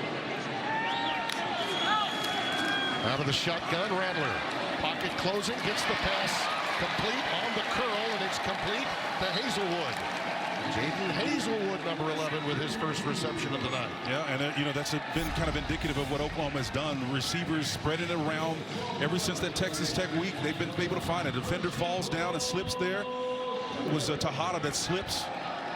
In the tradition of great receivers, the second and the third read, finds it, turns, sits it down, and places it properly between zone coverage. Excellent execution. By the way, we were down on the field yesterday. I don't know that I've seen Owen Field in better shape this deep into any season. Beautiful.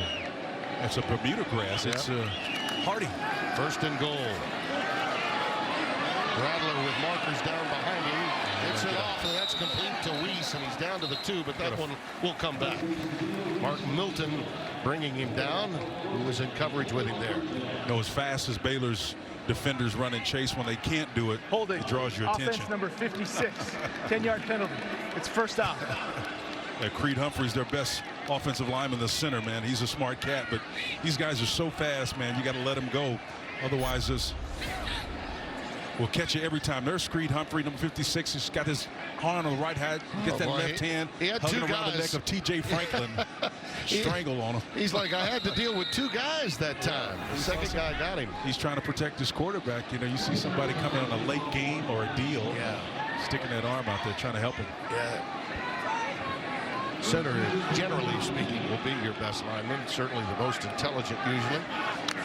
First and goal now. And a little flea flicker action. Rattler. It's covered up. Incomplete. Marker down.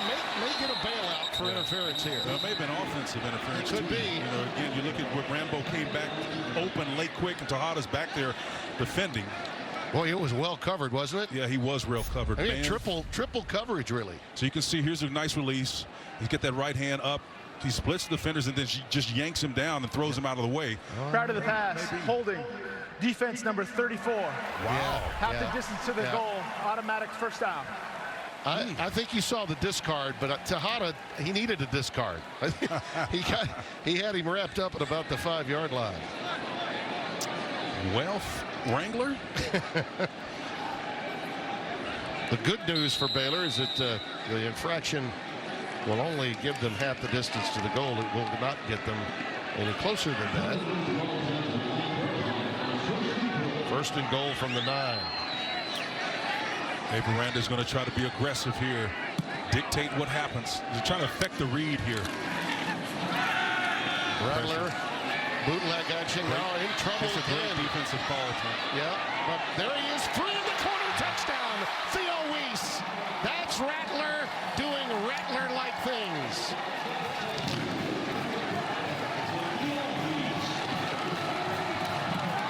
Spencer, you said it in the middle of the play. I mean, it was outstanding defense, but when you force this guy to ad-lib, this is what happens. Well, this is what happens. He wins an individual battle, Tim. That's the bottom line, is that Mark Milton back there just lost him. It's tough to cover somebody man-to-man throughout that very different machinations of one play. I mean, that was a crazy route. That was worse than a Dino route. He had 6 or 7 different directions he ended up, but it was improvisation.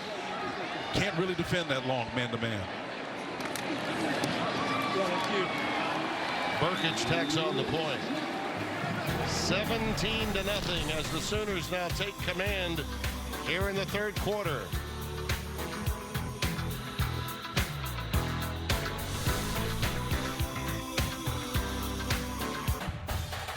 Fox College Football is sponsored by Rocket Mortgage. For the playbook on home loans, Rocket can. We were talking with Joe Castiglione. They got a wider wheelbase on the Schooner. The athletic director at Oklahoma was telling us before the game tonight. That one's got rack and pinion steering, man. You know, you need that on this. It's not Zorge. This is Bermuda grass. Can't grow zoysia, can you? Here? I don't. Well, it does. It just grows slow. You just can't keep it through the fall. Probably, that's right. It's not as hardy as this. Zoysia would be the greens you're trying to play in the Pacific Northwest. That's right. That's right. Around Pebble. Great for Not golf Pebble, courses. I think Olympic. I think Olympic Club has it in San Francisco. Great for golf. Yeah. Fleeks on the return. Well, they're fast. You know what? Against Oklahoma State last year, the win they had in Stillwater, he was outstanding in that game. Let's take a look at that last touchdown and watch Rattler continue to work with Weiss. Well, they're making him work because of the pressure. Again, they had a little scissors twist coming in there on the back end. Abram Smith was one of those wheel linebackers that made him work for it. Moving to his left, having to throw back to his right. Ideally, you don't want a quarterback to have to do that. Now, this guy right here, coming out of high school, 5-star talent, is deft. I mean, he can flick the ball with the wrist going the opposite direction. And I dare say, kind of like some of the elite quarterbacks in the National Football League, he's just that gifted, but you don't want him as a steady diet to have to do that. A little curl route there to number 82, the reserve tight end Tyler Henderson, number 82. And again, we're down to the fourth option, even at tight end, with Sims lost, Dabney lost, and Henley nicked up. Again, I feel really bad for Brewer because he doesn't have his best assets on the field. No, he does not. A little out pattern to Jonah White. And Jonah gets it out to the 39. These are young men, a lot of them that had not touched the ball until tonight this year. In the case of White, a former quarterback in high school, he rushed for 2,611 yards. He had one carry for 2 yards before redshirting a year ago. You know, Baylor's got some great athletes on their team. And again, there was nothing wrong with this team when Dave Aranda, from a talent standpoint, got here. They just needed to learn a different system. Confidence comes from demonstrated ability. If it's a new system, you're not going to demonstrate confidence immediately. Ahead they go, and I think it may be close to the first down. Perkins with the stop. It appears that the side judge has given him the necessary yardage for a first down. Very close, but yeah, he's going to be about half a foot short. Nope, they gave it to him. Yep. Wow. Hey, don't ever. Hey, wow. I told you, this right foot spot, baby. I hear what you're saying. I'm looking over here where this guy's standing, and he's like, if you got a left foot spot, you're in trouble. Right foot spot, you got it.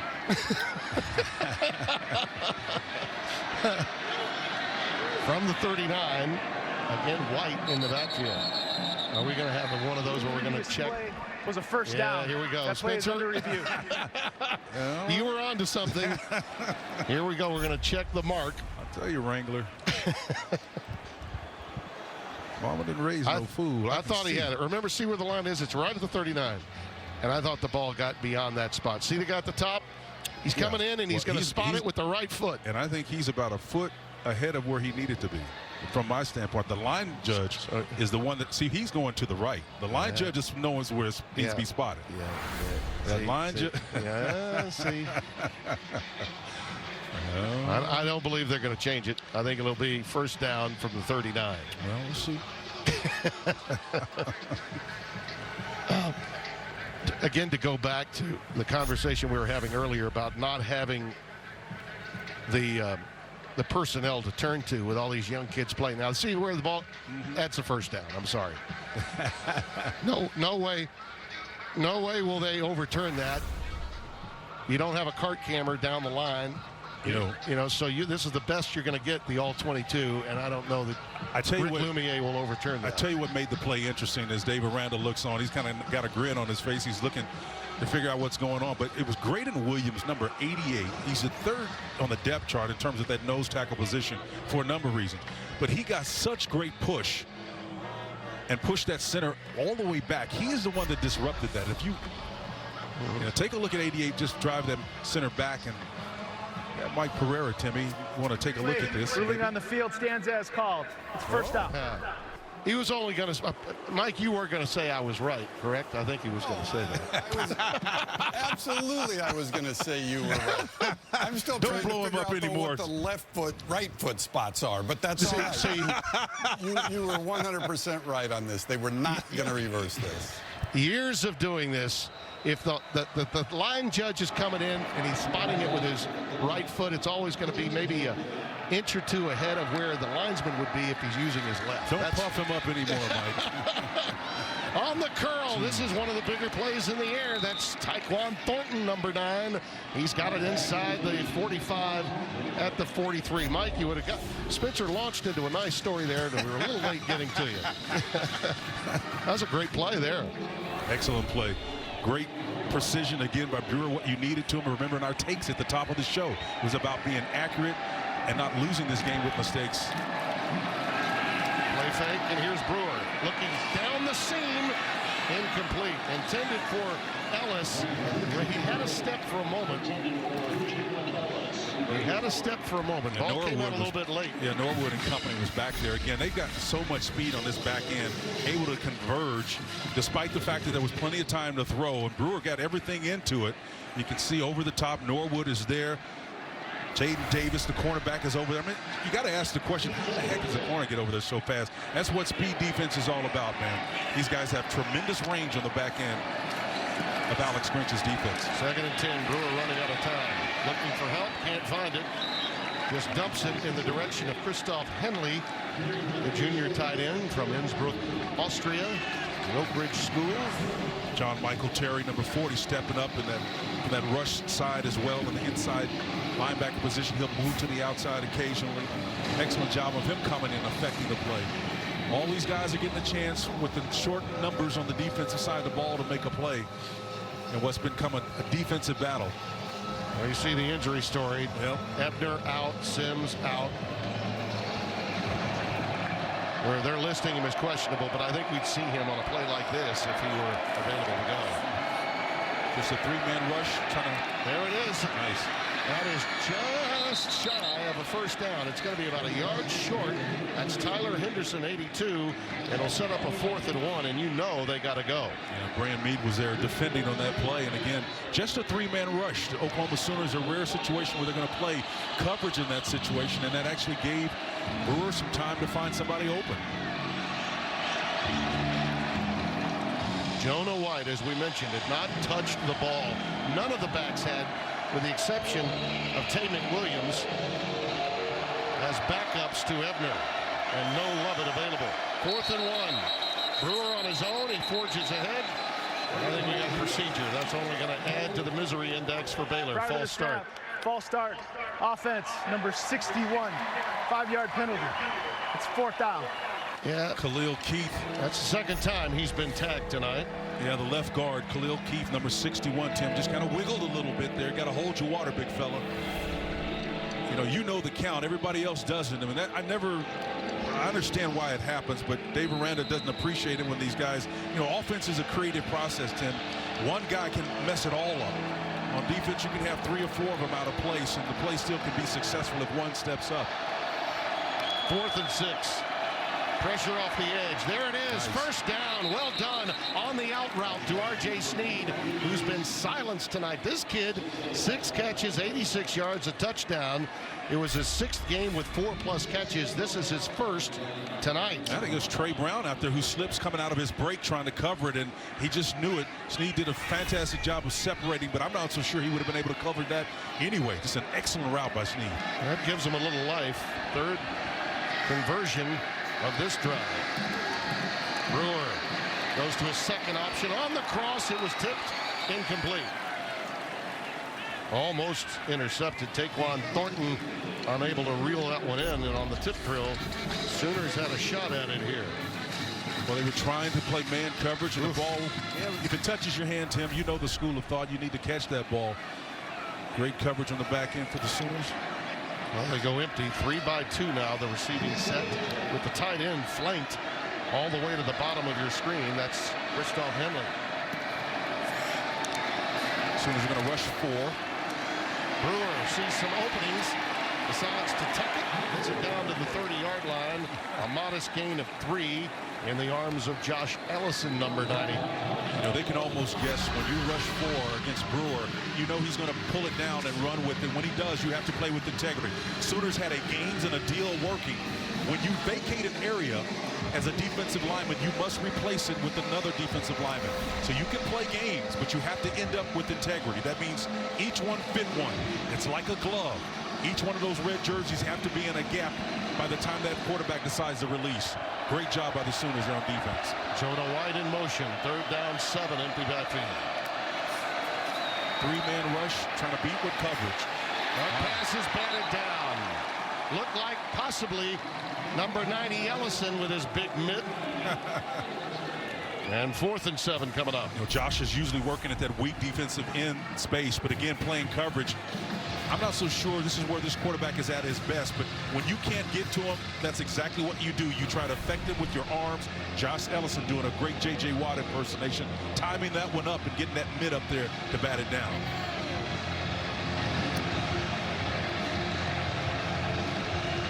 Baylor wants to hang around a little while. They need this conversion.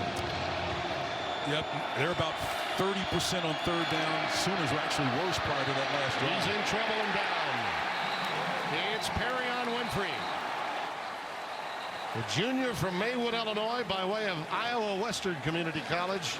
The JC transfer Coming right up the gut from the nose spot. We got a marker down, Offside. though. Hang on. Defense, number 33 was lined up in the neutral zone. 5-yard penalty. It's 4th down. Oh, what a break. Marcus Stripling, they caught him, huh? At that defensive end position, and he's a different talent, man, but had no effect on the play. Nope, none. See, he's lined up wide with that hand down, and let's see if he gets. I don't know about that. Unless he was just lined up. It was where he was lined up. So it wasn't an early move. He simply was in the neutral zone. So the ball now marked just inside the 25. 4th down and 3. Need to get to the 22. Brewer. Wow. Looking for room on the opposite side. He's got his receiver. Touchdown. It's Snead. It's number 9, Taquan Thornton, I beg your pardon, on the reception. Gosh, I thought that was a marvelous play, and 0 rather than 9, but a marvelous play by Charlie Brewer. Jaden Davis there again. It was a broken play again. It's almost like a design play. Thornton came back, saw the defender coming, stuck that long arm out there to create some separation. And the good thing he did, because Ronnie Perkins, who was looping all the way around, came in and just absolutely nailed Brewer as he released that ball. Brewer, to his credit, stood in there and took it and delivered a strike in the end zone. He was stumbling, Spencer. Yep. He was stumbling down.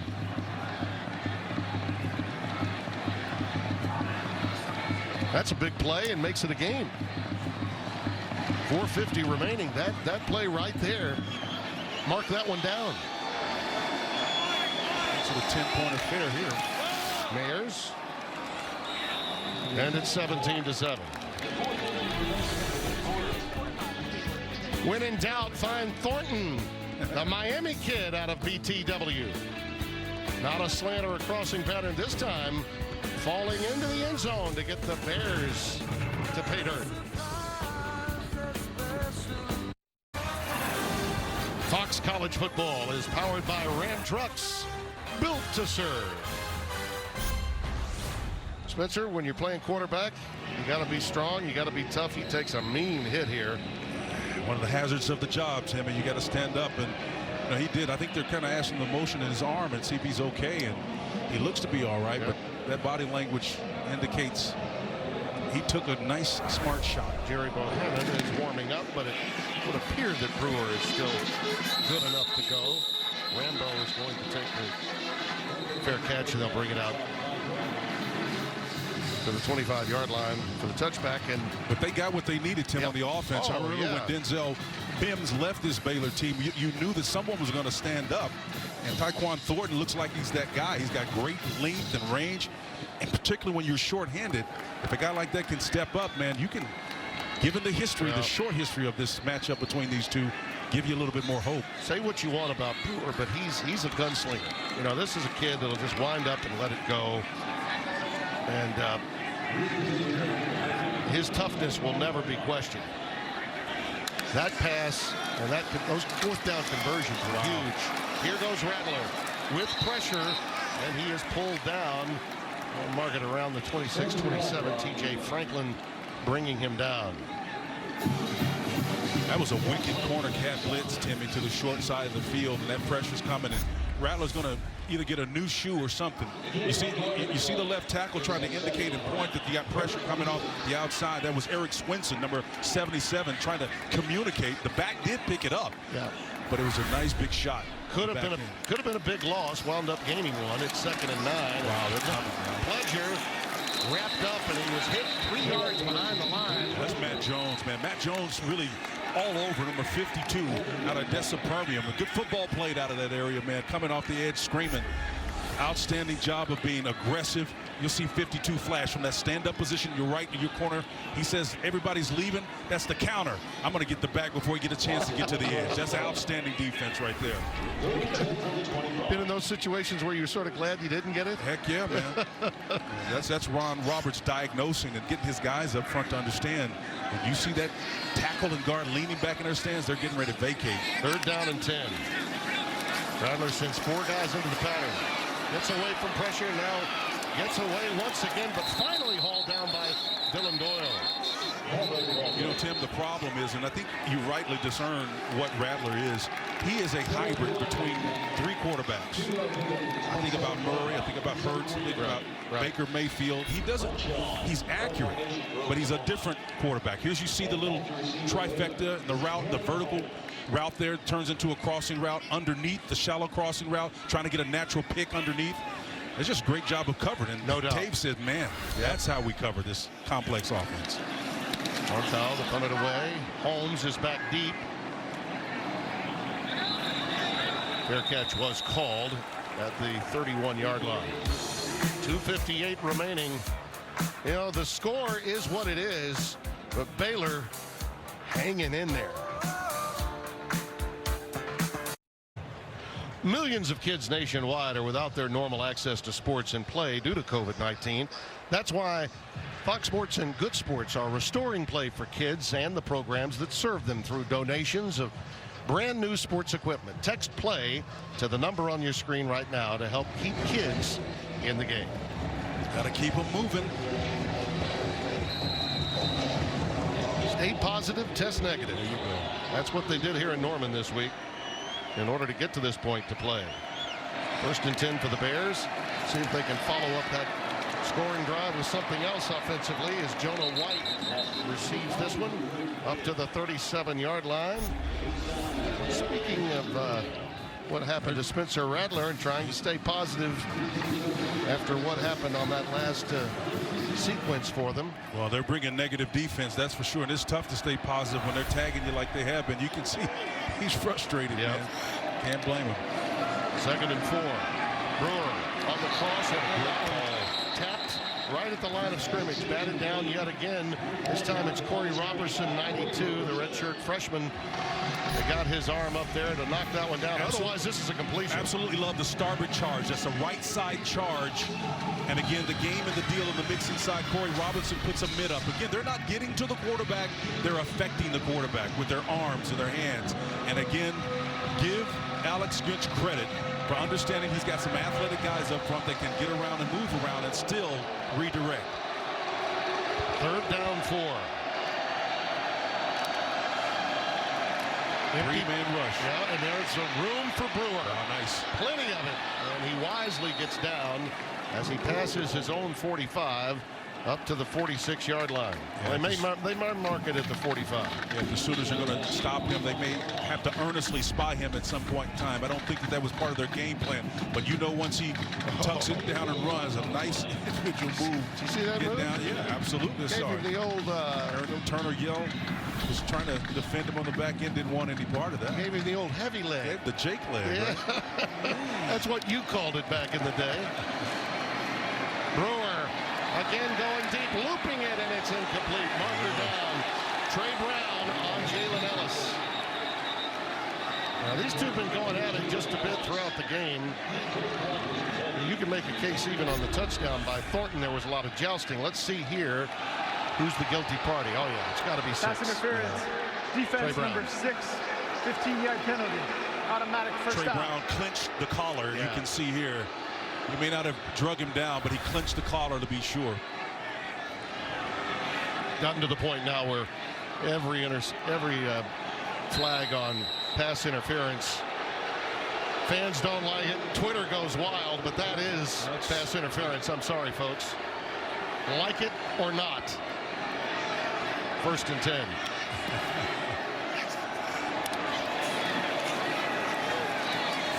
Again, it's batted in the air. But what a great job to time into this unit. Timmy, once again, I can't say enough. John Michael Terry here, number 40, the rush end, does a nice job of getting his hands up. If you cannot get to the quarterback, you can still affect the quarterback. Yeah. That's what I love about what they're doing. Wasn't a bad hold by Connor Galvin, 76, to keep him from intercepting that and taking it to the house. Right after he tipped it into the air, Michael Terry had his eyes on the end zone. 2nd and 10. Again, we really haven't called Snead's name that often. Another game and deal inside. There it go for the back shoulder throw, and it's incomplete. Going for Tyquan Thornton, who has been his favorite target tonight, working on Graham. You know, for a group, for the most part, you mentioned Connor Galvin and Newman Johnson, all of those guys up front, Jason Moore, Jake Burt, and Bettier, all of those guys have done a fantastic job of picking up the games and the deals of Oklahoma's defense. What they have been challenged, and I'm not so sure you can do anything about it, is when they stop and decide to block and jump. And the Sooners have been effective at that tonight. 4 pass breakups tonight of Charlie Brewer. And again, another slip. This one intended for Tyler Henderson. And it'll be 4th down. Well, it'd be nice to be able to have a guy that can keep his feet and make a play, because they found some success on the right side of that field. Leaking the back out late, the tight end, check down routes have been available there because of the type of scheme Oklahoma runs. To the weak side, there's opportunities there. Just got to keep your footing.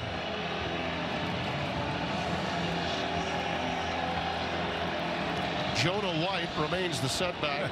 They're going for it on 4th down here. You surprised? Are you surprised at this? I am surprised at it. I thought they'd play field position here and punt it away. Everybody's got one in their back pocket. Yeah. Brewer in trouble, lets it fly, and it's picked. Intercepted by DJ Graham, a kid that was thought by many to be unavailable tonight. He fought through it.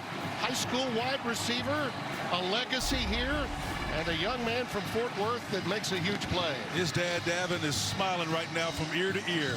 Nice job. The converted wide receiver.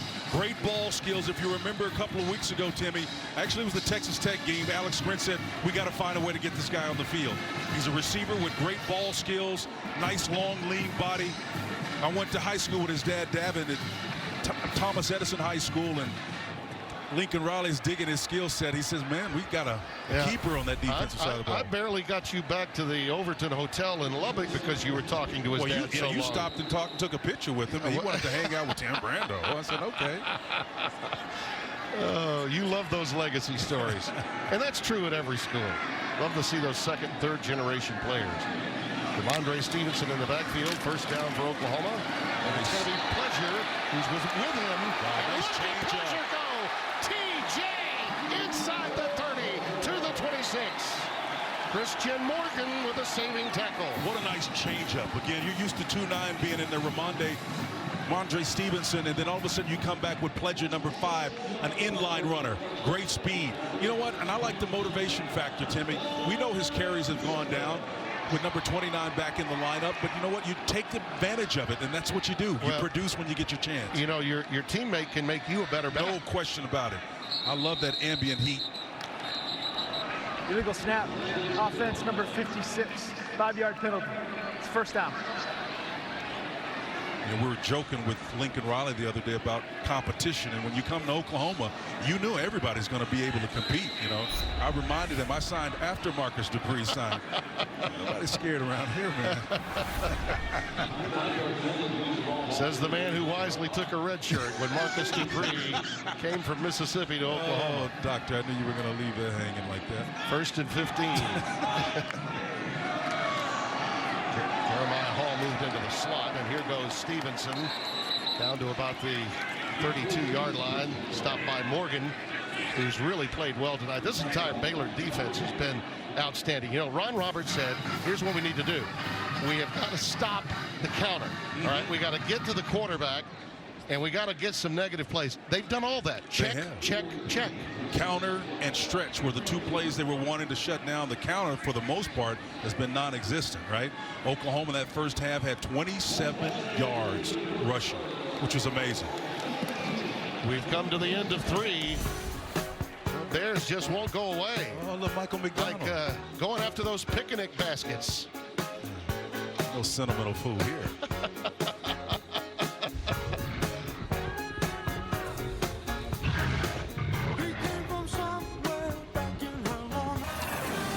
Fox College football is powered by Ram trucks, built to serve. Look at the score by quarter. Think about it. Oklahoma was a juggernaut in the 1st half of football. Last time they've scored less than 28 was against Ohio State in 16. Yep. You go back and look at how they outscored people, something like 124-17 in the first 2 quarters.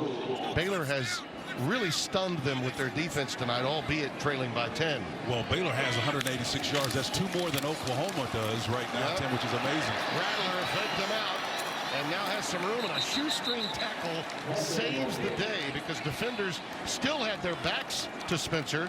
But J.T. Woods, the junior from San Antonio Steele High School, with the stop, and he needed it. That may give Oklahoma a 3-yard advantage, but before that, again, just to make the point and underscore how, despite the fact that they haven't been able to rush the ball themselves. Now think about this.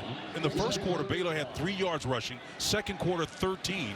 And then 2 yards in the third quarter. Yet they still are in a 10-point affair. That's speaking to how good this defense has played against Oklahoma. 3rd down and 5. Pressure on the outside. It's Christian Morgan, the corner cat blitz. Actually lines up as a safety, but he was coming off the edge with that pre-snap maneuver of Ron Roberts. Watch 4 creeping up on the outside. He comes and takes a wide berth, recognizes that the tackle is engaged. He says, I've got my ears pinned back now.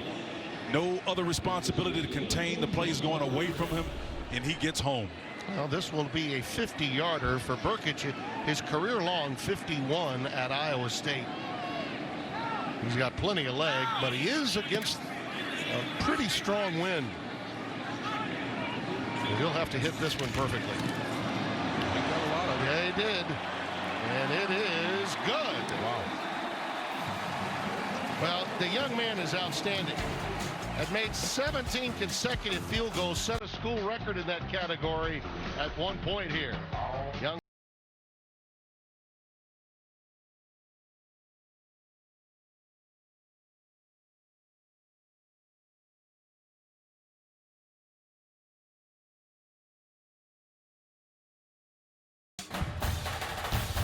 Fox College Football is sponsored by Verizon, the network more people rely on.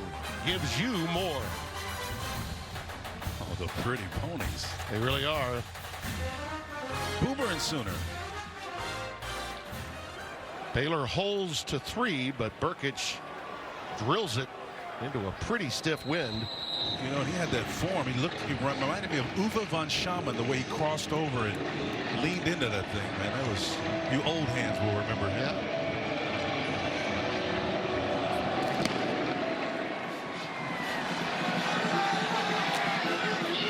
Here comes Gavin Holmes with a short kick. That should have been up to the 27-yard line. No marker down, but I hear you. And Above and Beyond is brought to you by Jersey Mike's Sub Shop. Be a sub above. 2 catalytic players right there, Timmy. Stevenson for the offense. Both of them came back the week of the Texas Tech game, and their presence was felt immediately. And since that time, Stevenson's been averaging about 6.6 yards a carry. Tonight withstanding, and clearly Perkins has shown his presence, coming off the edge, screaming with his ears pinned back. Been a big factor. Empty backfield. And Brewer will tuck it. And manage maybe 2, and that's it. As the pressure was coming from the Oklahoma defensive ends and linebackers, they were all around him that time. Yeah, with the 3-man rush that time, Tim, it was almost, if I didn't know any better, like they were inviting him to release to the short side of the field and then use a spy to kind of contain him. Iwobu was the guy that really brought the pressure that time. 2nd and 8. Again, they have no running backs, virtually no running backs. Here comes 4. Yeah. They tried a little tunnel screen there. Wemsley, a little bit too much heat on the quarterback. That's going to be a problem for Oklahoma. A personal foul on Perkins. He just got a little too much gusto that time. Roughing the passer. Defense number 7. 15-yard penalty. Look at that look on his. If body language could talk, right? Yeah. He just kind of looking at referee Brandon Cruz there with hands on hips. He was very sportsmanlike in the aftermath to Charlie. We should mention that. Those two have been through a few wars together. Yeah. I don't know about that one, but, you know, Perkins had split a double team and got back to the quarterback. If his hands would have been lower, Maybe he had gotten away with it, but you can't fault the guy. He's an active athlete. Now Brewer looking for the deep one, incomplete. Over the head of Tyquan Thornton. Trey Brown was in coverage. Trey used that sideline to his advantage and squeezed it on Thornton until he ran out of real estate. Just nowhere to make a play. Outstanding defense there. You know, Larry Fedora, the offensive coordinator for Baylor, his offense it runs in contrast to a great extent to what Baylor had been doing before. Yep. But you can tell, particularly tonight, with limited personnel, he's allowing Charlie to play at sort of the 2019 version of Charlie. Yeah, he is. Sort of a 1 or 2 read and go maneuver by number 5. Yeah, now see, they're doing the same thing. They're releasing him to the side. If they're just rushing 3, they're releasing him to the weak side of the formation. And again, that's just Charlie, what he does best. When he's mobile, he's the best. That's that 2019 form that you're talking about. But you got to have athletes that can get open. Yeah, tonight R.J. Sneed has rarely been open, and Thornton has been the most targeted of his receivers. But again, no Lovett tonight. Ebner got hurt. McWilliams is the only back that had played any. They've even moved Josh Fleeks from the slot into the running back position quite a bit tonight. Let's see if he can do something with these 2 receivers on the hash. They're going to create a rub here. Let's see if he can get a play. Markers down.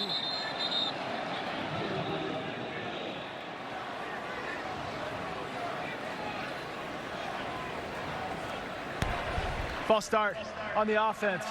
There's never a time when all 11 players were set. 5-yard penalty. It's 3rd down.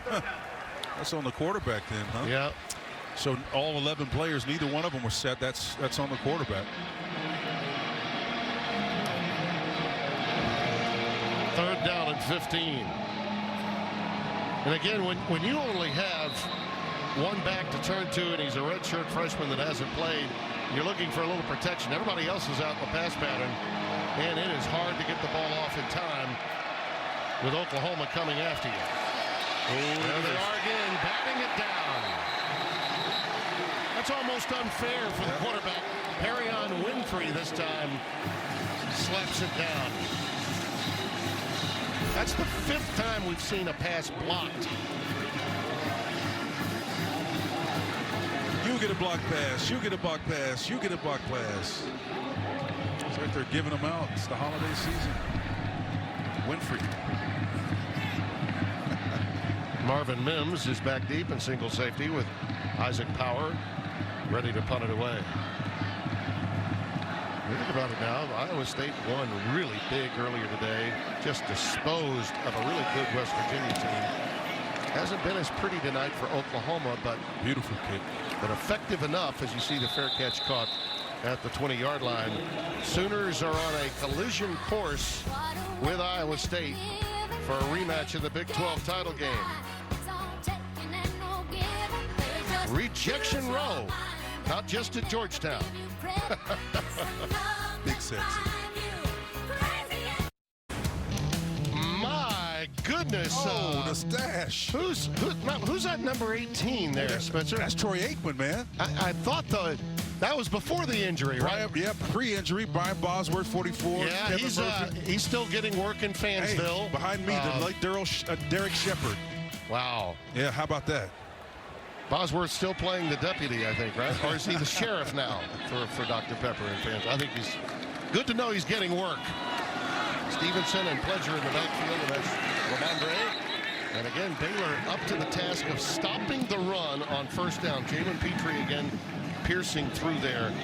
And Spencer, that whole story about the emergence of Jamel Holloway and what happened after the injury to people have no idea. There's a whole generation, maybe 2 or 3, that don't remember how he came up as an option quarterback. I remember how it happened. I mean, let me tell you, out of Henrietta, Oklahoma, Troy could run the option. We had him in there doing some stuff, but right down here against Miami, I think it was, I remember in the huddle, because Lydell Carr, when Jamel Holloway came in after Troy broke his tibia on his leg, Jamel Holloway, a freshman out of Carson, California, replaced him, Timmy. Wow. And as they say, the rest is history. That pass is caught. It's a 1st down. Braden Willis backing up Stogner tonight at tight end.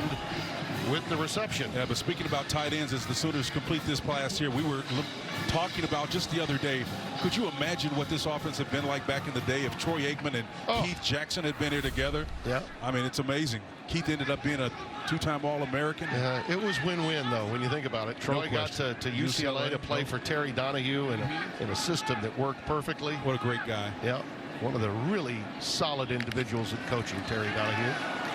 I was talking about Troy, but well, I love them both. Look at the maestro working here. Rattler on the run where he's at his best. It's Stevenson, and Ramondre has it to midfield and another first down. I told you he's a big guy body, little guy feet, spinning, man. Look at it. Nice job, footwork, moving up in the pocket, understanding where the pressure's coming from and avoiding it, trying to get his receiver to go vertical up the field. And 29 says, okay, I'll do my best, and I'll spin along the way. Spencer, that little moment right there, that Rattler moment reminded me of Mayfield. Okay. Just the way he stayed in the pocket of it. and just the way the footwork. Yeah. That reminded me of Baker. I think that's fair. I would agree with you. 1st and 10. Stoops now moves into the slot down at the bottom of your screen. And again, they go, it's going to be a forward pass. It is incomplete as he was trying to swing it out to Stevenson. We need to remind people say, well, they got him back at midseason for Texas Tech. Yes, drug test prior to the college football playoff last year, and it was a 6-game suspension served by 3 Sooners, Perkins, and of course, and Stevenson being 2 of those. And getting them back, make a case that Stevenson had really lost his spot, but oh, by the way, when you're that good, you're going to play a lot. But Stevenson coming back really changed this offense into a run-first proposition. No, absolutely. And again, the balance doesn't have to be out of whack. It was more like a 52-48 type of balance, but it forced you to bring a safety down to contend with them. Little curl action towards the near side boundary to Theo Weiss. And I believe he's got the first down with the yards after catch. Mark Milton wraps him up. You know, football is really easy. It's about, exploiting today anyway. It's about exploiting matchups. If you can effectively spread people out. Again, nice job here. You got a running back going upfield to create a natural kind of pick. Sooners are going fast, moving that quarterback out of the pocket.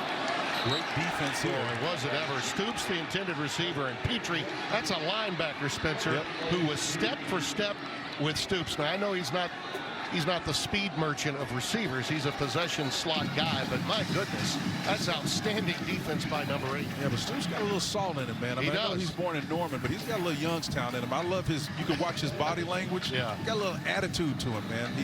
He knows what he's doing. He's sharp. He's smart. A great blocker downfield. We were here for Bedlam back in 16. The night before the game, he was playing in the semifinals, and Bob had to run down to see that football game on a Friday night. Pledger, I think he's about a yard shy of the first down. Pledger, a young man from California, toting it there, and stopped by Christian Morgan.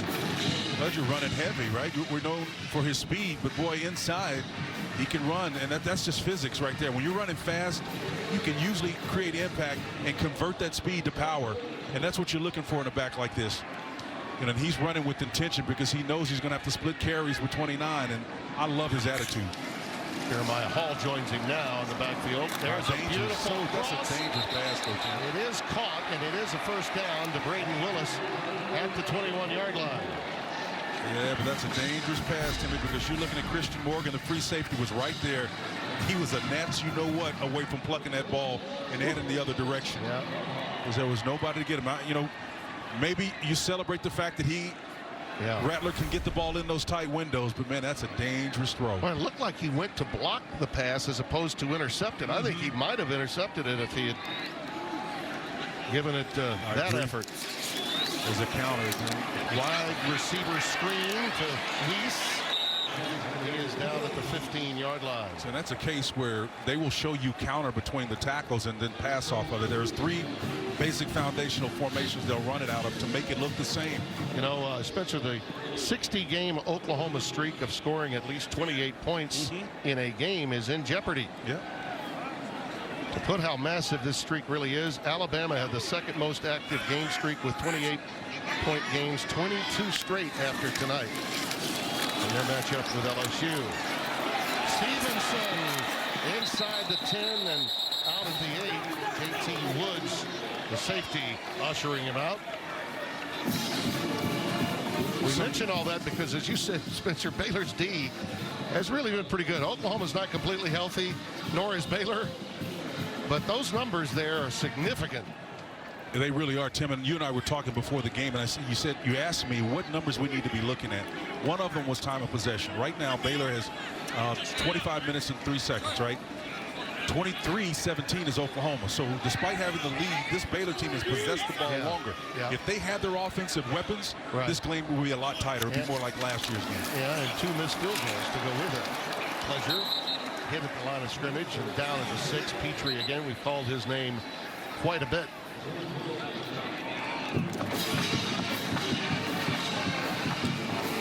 Style points are supposed to matter. And if you're thinking for 1 minute that Oklahoma is thinking about not just scoring now, but going for the jugular, you bet they are, and they should.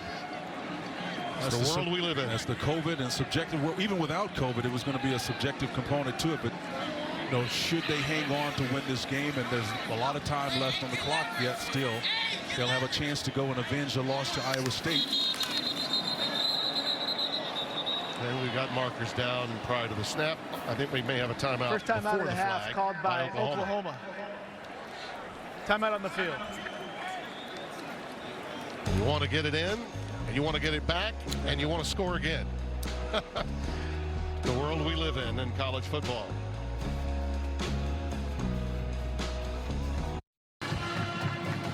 Touched on this earlier tonight, but the path to the Big 12 championship, Iowa State clinched today. Really did without having to win the game, but they did, and they blew out their opponent. And again, you look at the situation for Oklahoma. They clinched tonight and have an opportunity at redemption against one of the 2 teams that beat them this year. Rattler for the corner, Felice. Well, he had it and just couldn't quite hang on, incomplete. Mark Milton defending back there, and the ball was thrown up there. Had a nice touch on it. It did. I couldn't really see the trajectory, but it looked like it was perfect. After released it, just hit him right in the hand. Yeah, should have been caught. Should have been caught. Yeah, coming out of that break, he tried to identify the ball, but his eyes were off of it just a little bit. See, they're going to go for the. I like this. I do. I think why not? Third down and goal. You got to keep it going. Let's see. With be curious to see if they settle for 3. If they don't get this in, you would think they would. They could have got to run away from the numbers. He's in trouble. Down he goes. That's the one thing you didn't want to have happen. And it's Christian Morgan again, getting him all the way back at the 21-yard line. We got a marker down, so hang on. Yeah, irrespective what the marker is, Timmy, the bottom line is he ran right into the teeth of the numbers. Well, if this is a horse collar, the numbers are on the left side of the formation, and that's where he's releasing. On the defense. No, half the distance to the goal. It's still it is a holding, and that's a big break for Oklahoma. The holding did not take place anywhere near the play, but it did take place in the Baylor secondary. Well, I'm going inside the game. The holding is what it is. It was a bad call. It's a bad decision to release into the teeth of this. There's a formation here, and you can see the release on the outside. You can see he's holding. There's no question about it. Yeah, good call. But a big break for Oklahoma because Rattler was sacked. Yep. And it was going to make the angle for the kick pretty tough. Now Lincoln Riley is maybe concerned about where the ball is lined up. He's having a conversation.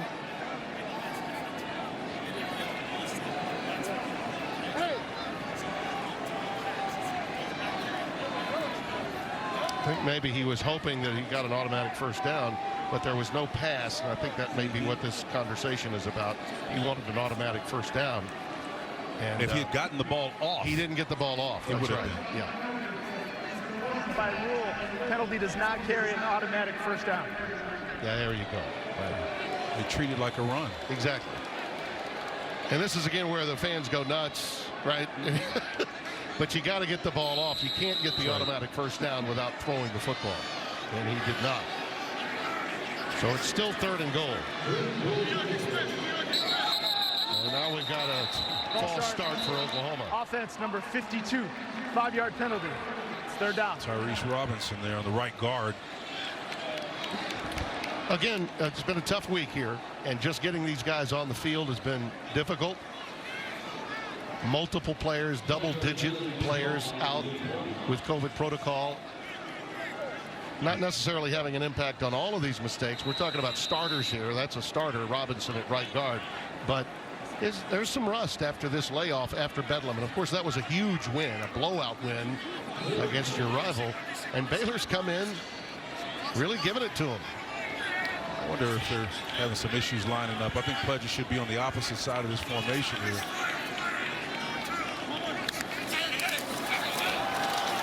Pressure on the edge again. Oh, it's tipped and caught. Touchdown, Braden Willis. Baylor had a pick, and the ball curled off and into his hands for a touchdown. The Bears should have had a pick. I believe it was number 3, Tejada. Better to be lucky than good. No, 28, Smith. I beg your pardon, Smith. Smith tipped it, and again, J.T. Woods was behind him. The pressure is on him. Excellent job of dialing up the right kind of pressure. Poor decision. You know, again, the ball was tipped. Timmy, he got away with it, and it feels good, I'm sure, or better. They've made him earn every bit of it tonight. They sure did. And he was lucky, not good on that play. Burkich for the extra point. Well, again, the end result, Oklahoma now getting the kind of spread that is necessary to impress. Not necessarily the style points that you want to make, but Oklahoma will take it and lead by 20.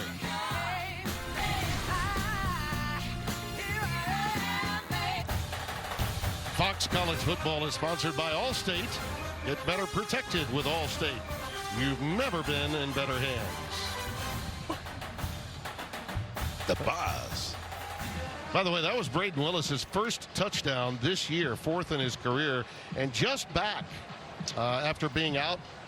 Came back a couple of weeks ago and couldn't have been better timing, what with the loss of Stockner.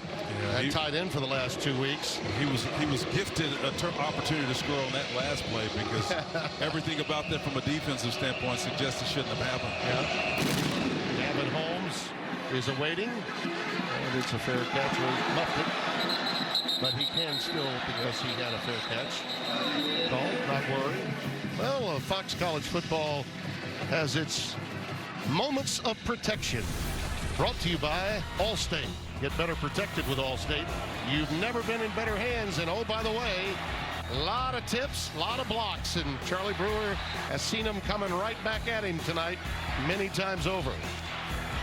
You're in good hands with them. And I'm telling you, they were coming. Big Sexy, number 8, Winfrey and company. They were coming in bunches, Tim, trying to affect the quarterback, and they did it.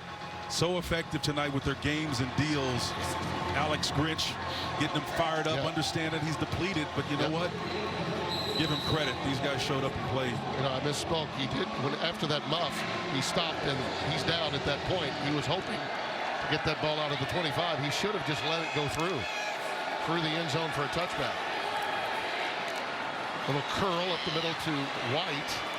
And Jonah White gets it out to the 18-yard line. Well, that's a good first down play to give them a little room to work with. Oklahoma has now opened this thing up to a 20-point cushion, so you would expect them to keep everything in front of them the rest of the way. I like this Jonah White. He kind of reminds me of... It's tipped again. Wow.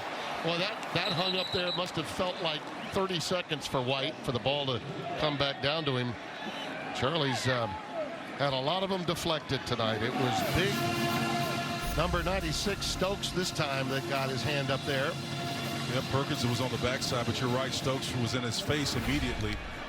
33 kind of reminds me of Stevenson. Just a little bit different skill set, maybe a light version of him.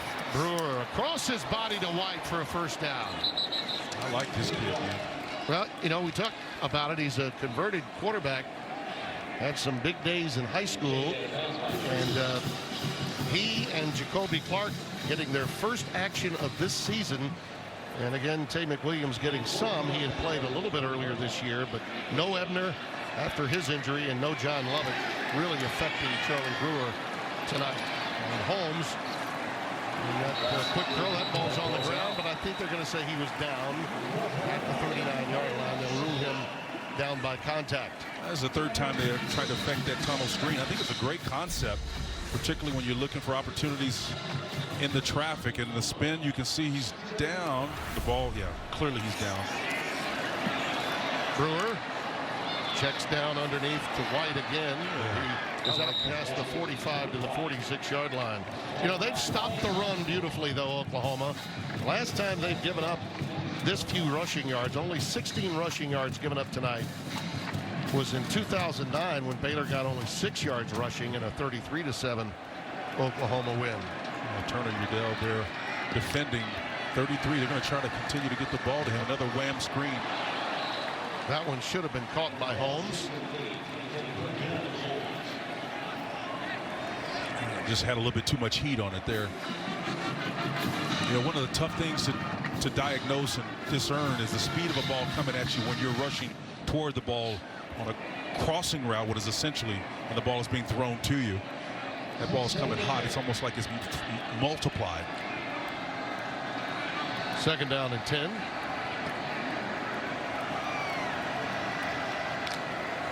Low snap. Brewer in trouble. Now lets it go, and he gets it to White. Boy, he is resourceful. You're right. White is awfully good. He gets it to the 48-yard line. He'll be 4 yards shy of a first down. Great job of recovery.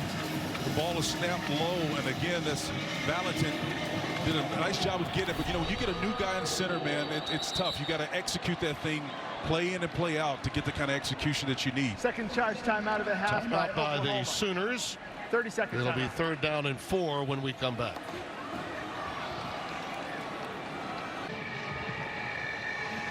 Alex Grinch not happy with his defense. You're a mean one. You're going to go all Grinchy on me tonight. Are you really going to do that? That's my granddaughter's favorite Christmas show, by the way. Yeah, the Grinch. Well, let's see if they can watching it. Put a pinch on this defense here. Third down and 4. Brewer. Oh, that would almost reeled in by Holmes. Thrown a little bit behind him and in traffic.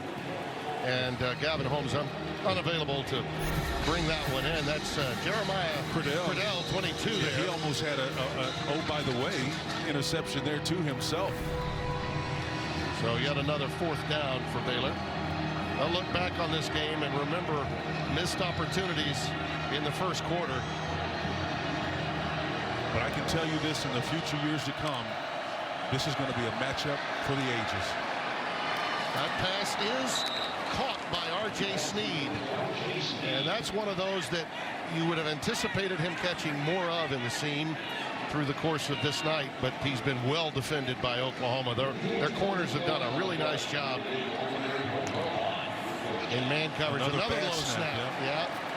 Goes underneath again to White. That may be something they need to put in the playbook. He took a bad spill, did White, on that sideline. Yes, he was pushed out by Brian Meade. I think he got dinged up too, Tim. They're going to need some help with him. Those low snaps have actually worked well for yardage, though. They picked up 8 or 9 yards on them. There's Meade with that late push, and again, most of that was the momentum from him simply running rather than the push. But this reaction by Brewer and finding Jonah White, he's done that twice now.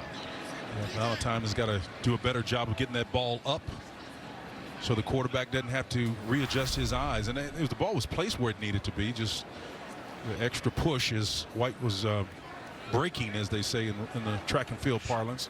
He's slowing down and just took a bad spill. Sure hope this young man's all right. He's gotten the lion's share of opportunities and reps in this second half after the loss of Ebner in the first half. And again, the momentum, there was no malice intended there by Meade. He just ran into that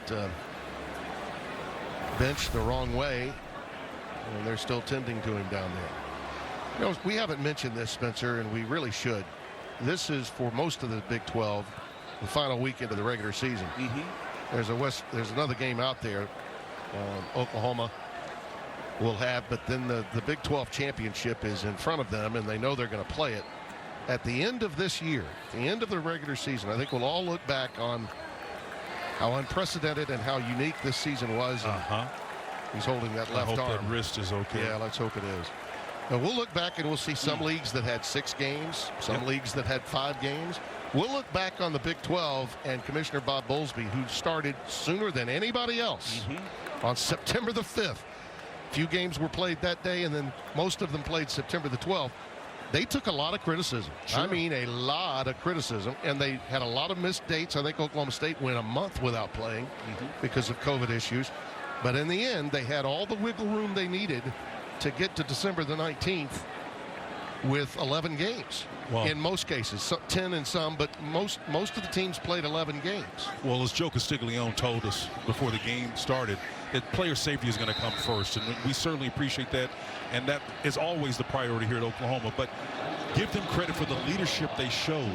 That's what leadership is all about, making decisions in advance of situations that play out, and you get credit for it, but you also have to deal with the fallout of it if it doesn't work. Well, again, I go back to this. We're in a situation now where the College Football Playoff Committee, so subjective, has to weigh subjectively, all right, with really nebulous criteria that you really can't explain. Right. How good is said team in the Big Ten that's 5-0 or 6-0 versus, oh, we can't unsee those 2 losses Oklahoma and Iowa State had. But guess what? They've evolved into something else by the end of the year when you play 11 games. Well, everybody's got a bibliography and footnotes to their season, particularly in 2020. And I think that's part of the challenge for this committee is to ascertain exactly what is the narrative for each team. Right. There's a little curl to Holmes again. That's good for a first down to the 16-yard line. And think about the decision in the ACC that was made. Oh, without getting Notre Dame. How about that deal? Jack Swarbrick, the athletic director, John Swafford make that deal. And because of it, they may be sitting pretty with 2 teams for one season anyway, a part of the college football playoff. Holmes inside the 15 to around the 13. A lot to be done and said and played between now and then, but well, it's certainly not to disparage what Notre Dame has done. I mean, we've got great respect for Coach Kelly. Brian has been a quarterback whisperer wherever he's been, and he's, in my opinion, the job he did with Cincinnati back in the day was reminiscent with what Lincoln Riley has done here. Yeah, Ian Book's been off the charts. He really has. That pass is complete to Jacoby Clark to the 8-yard line, a little more than a yard shy of the first down. And think about it, who would they have played if they hadn't gotten into the ACC? Yep. You know, at the time the decision was made, there was no Stanford football, no USC football. They needed to have games to play. They might have been like BYU searching for games. Yeah, just so I'm clear, I'm not disparaging at all Notre Dame. I think the quarterback has had a brilliant year. Respect the program. It's just the optics on it looked a little bit questionable. Oh, I think you're talking about the decision not to play Wake Forest? Yeah. You know, I mean, when you look at the body of work, what you've done, right? I think you got to look at everything in totality. That was a conference decision made by the ACC earlier this week. Yeah. And Southeastern Conference Commissioner Greg Sankey had a few things to say about it. Yep. But in this day and time, Spencer, when you only have to take care of your constituency, the ACC did right by their institutions. That's really the world we're living in there, too. Everyone does what is right in their own mind, right? 4th and 3. Let's see what Brewer can do. Oh, he's got plenty of room. Nice release. I mean, that's kind of been the philosophy all day. He's got a first down inside the 5. Scampers out right at the 4-yard line. You know, Oklahoma's just got to remain aggressive when they get down here because this is what he's been doing. They've just found a way, has Dave Aranda and his stop unit, to find some bodies to contend and deal with that. Alex Grinch has just got to be mindful of that. When he does pull the ball down to releases, you got to get bodies over there. They did a fine job of that for the bulk of this game.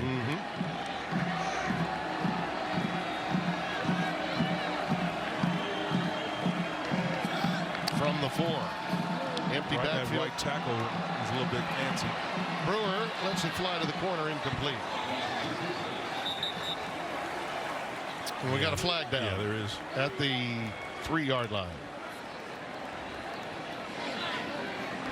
Offside. Defense, number 7. Half the distance to the goal. It's first down. Well, that string of consecutive 28-point performances at home at 60+, certainly in peril now, but Oklahoma sometimes when you're trying to win with style, at some point you have to just say, let's just win and get out of here.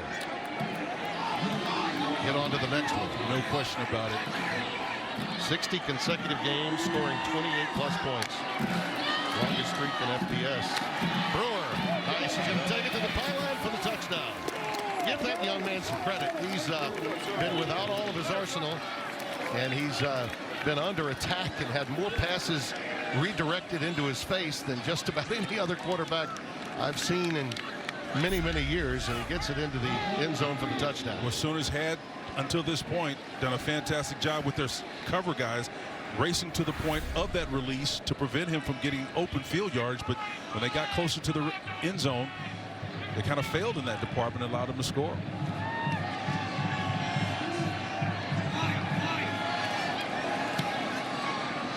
Bears extra point is good. And the Bears into the end zone for the second time tonight. 27-14 here in Norman.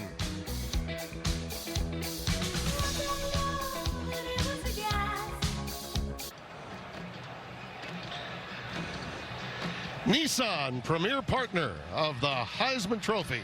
Spencer, let's talk about it. We had a nice conversation with our producer, Jake Jolivet, and our director, Dustin Dendy, about it. Yeah. Your thoughts? Well, I like everything I'm seeing with Breece Hall. He needs to be in there. I see Breece Hall is to Iowa State what this kid, Stevenson, has been to Oklahoma. Yeah, I would agree with that big time.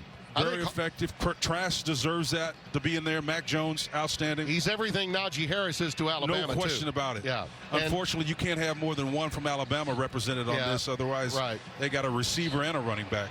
Absolutely. And Ian Book, from my perspective, is the most improved quarterback from one year to the next I think I've ever seen. I agree with that. Yeah, here's a beautiful onside. The high kick was there, but it's received by Stevenson on the hands team at the 49-yard line, so they will have possession of the football. And that kind of tells you what they think of the big fella. You know, they use him in the throw game a lot as an extension of the run game, and they got him on a hands team. Oh, he's hobbled a little bit he here. He's nicked up a little bit, didn't he? Yeah, he's hobbled. I think he may have taken a shot, too, trying to feel that ball. When it's up high in the air, man, you're vulnerable. Let's see, as he's going down. I think that helmet may have gotten him on the left knee there. That may just be the helmet on the knee. Stops for a second to take a look at it. I think a stinker. It's his arm. It's its arm. He may be. He also took a helmet to the knee, that's for sure. They don't want to lose him. It's his arm. It's his left arm. Pleasure in the backfield. And TJ will get it to the 45-yard line. Love how he sifts through there, man. How do you see the Iowa State-Oklahoma rematch? Because I think the Cyclones, by the way, Brock Purdy, who has Breece Hall, has turned his game on. I mean, he is, we saw it at Kansas State with that blowout. They've now finished with 2 blowouts at home and a win on the road that was a good one. I mean, a really good one at Texas. I tell you the first thing I would do, I would look at what Baylor has done defensively to curtail and contain Oklahoma's run game. That would be the first thing I would do. I see it being a great matchup. You know what the old narrative is. It's tough to beat somebody twice. Most coaches save a little bit in their back pocket, but it's tough to do that against Iowa State. They're very creative. They're very predictable in some ways, but they're good at what they do. And, you know, we should also send out congratulations to our first game this year was Jamie Chadwell and the Coastal Carolina Chanticleers. Everybody, and I was as guilty as anyone talking about how great BYU was. And the game was put together late. It was a long travel for the BYU program. That's where they get kudos. But again, give the Chanticleers and the Sun Belt a lot of credit there. Huh? I mean, my goodness. And Grayson McCall, what an outstanding quarterback he is. I mean, we've heard so much about Wilson at BYU, but McCall, such a great leader, man. The way he carries himself, his countenance. Got a lot of assets around him as well. Absolutely. Timeout. We'll take it with him.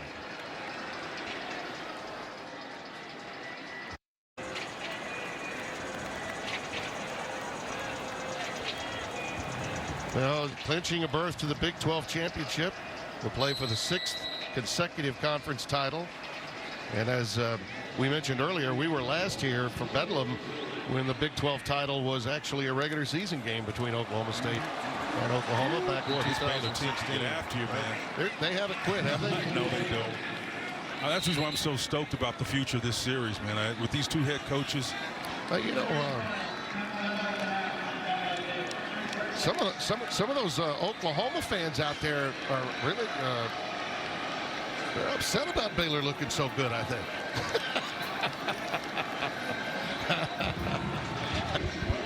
Fourth and 5, and they will punt it away, it appears. Baylor will get the ball back one more time.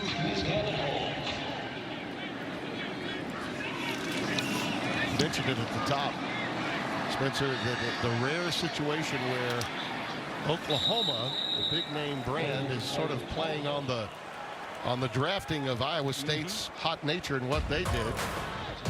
How about some Sunday conversation with football going on with it? Washington State and USC. The Trojans are still undefeated. Yeah. You know, a little harder on Washington today, but the Trojans are still undefeated. And our friend Petros Papadakis will be on the call.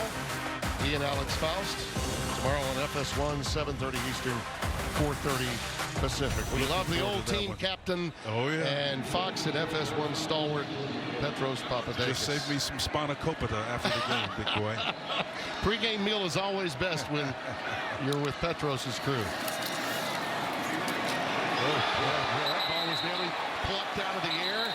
Yet again, Snead, the intended receiver, Brown, was there, and I think he may have had his eyes set on a Watch pilfer. Trey Brown come up and read the body language of Brewer as he delivers a strike. Boom. Excellent pass, but great head up. Brown just runs Right through it. lays the helmet right through it. Excellent defense.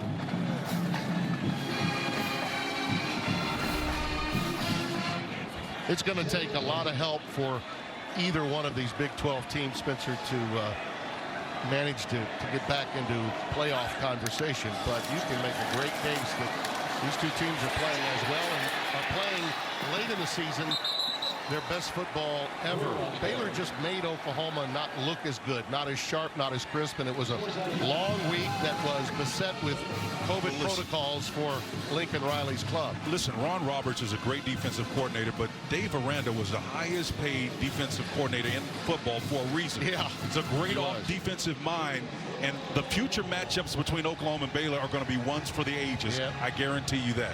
His culture was not something that needed to be fixed because Matt Rule, what he did when he left a culture intact, one that was strong. But it's tough to change even positive culture. But once they do, this Baylor team is going to be dangerous. Brewer's going to get out a couple of yards shy of the first down. I thought it was interesting when he told us last night when we visited that, you know, the guys on our team, our veteran players, they were, you know, they loved Matt Rule. I mean, they really loved him. But yet you could see that some of what his culture is about it. And he also said something I loved. He said the Big 12 is a culture league. Think about it. Iowa State, Kansas State. Teams win with their culture, not necessarily with just Jimmys and Joes. And he loves that about the Baylor program. That gives them an advantage. A lot of coaches out there rely on talent only, and that's great. If you're, I think, to be honest with you, and I know we're going to get hammered for this, but I think that's part of what Texas's challenge is right now. You know, you rely on the name and the brand and the history and all that stuff, but you know what? You lose one generation where you haven't had success. And my old offensive coordinator, Mac Brown, when he left, I remember that last year. Last guy to do it. You know, last guy to do it, but they stumbled out of that time period with no players drafted that final year, his last year. It takes a while to recover. These kids are so fickle and fleeting. You can sell your tradition and history if you want to, but if you've not done something recently, it's out of sight, out of mind.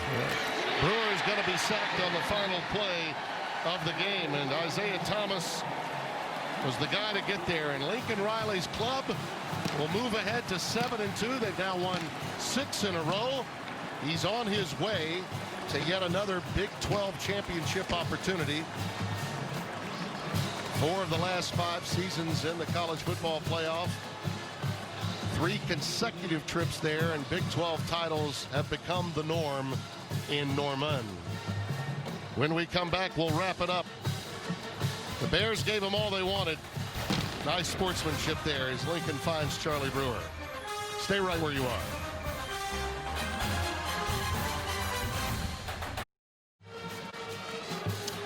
(27-14) the final. The Sooners do get the win.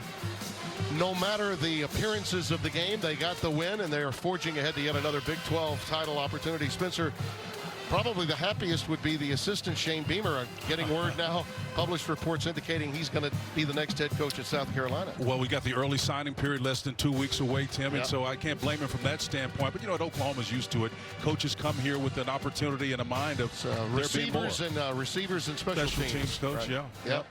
Congratulations to Shane, the son of the legendary Frank Beamer of Virginia Tech fame. He was on those Spurrier staffs, though. Yes, he was. We don't know where we're going to be next week, but it'll be fun. No matter where it is, it'll be fun. Tonight's game was produced by Jake Jolivet, directed by Dustin Denty. For Spencer Tillman, my many thanks to our crew. This is Tim Brando saying goodnight from Norman, Oklahoma.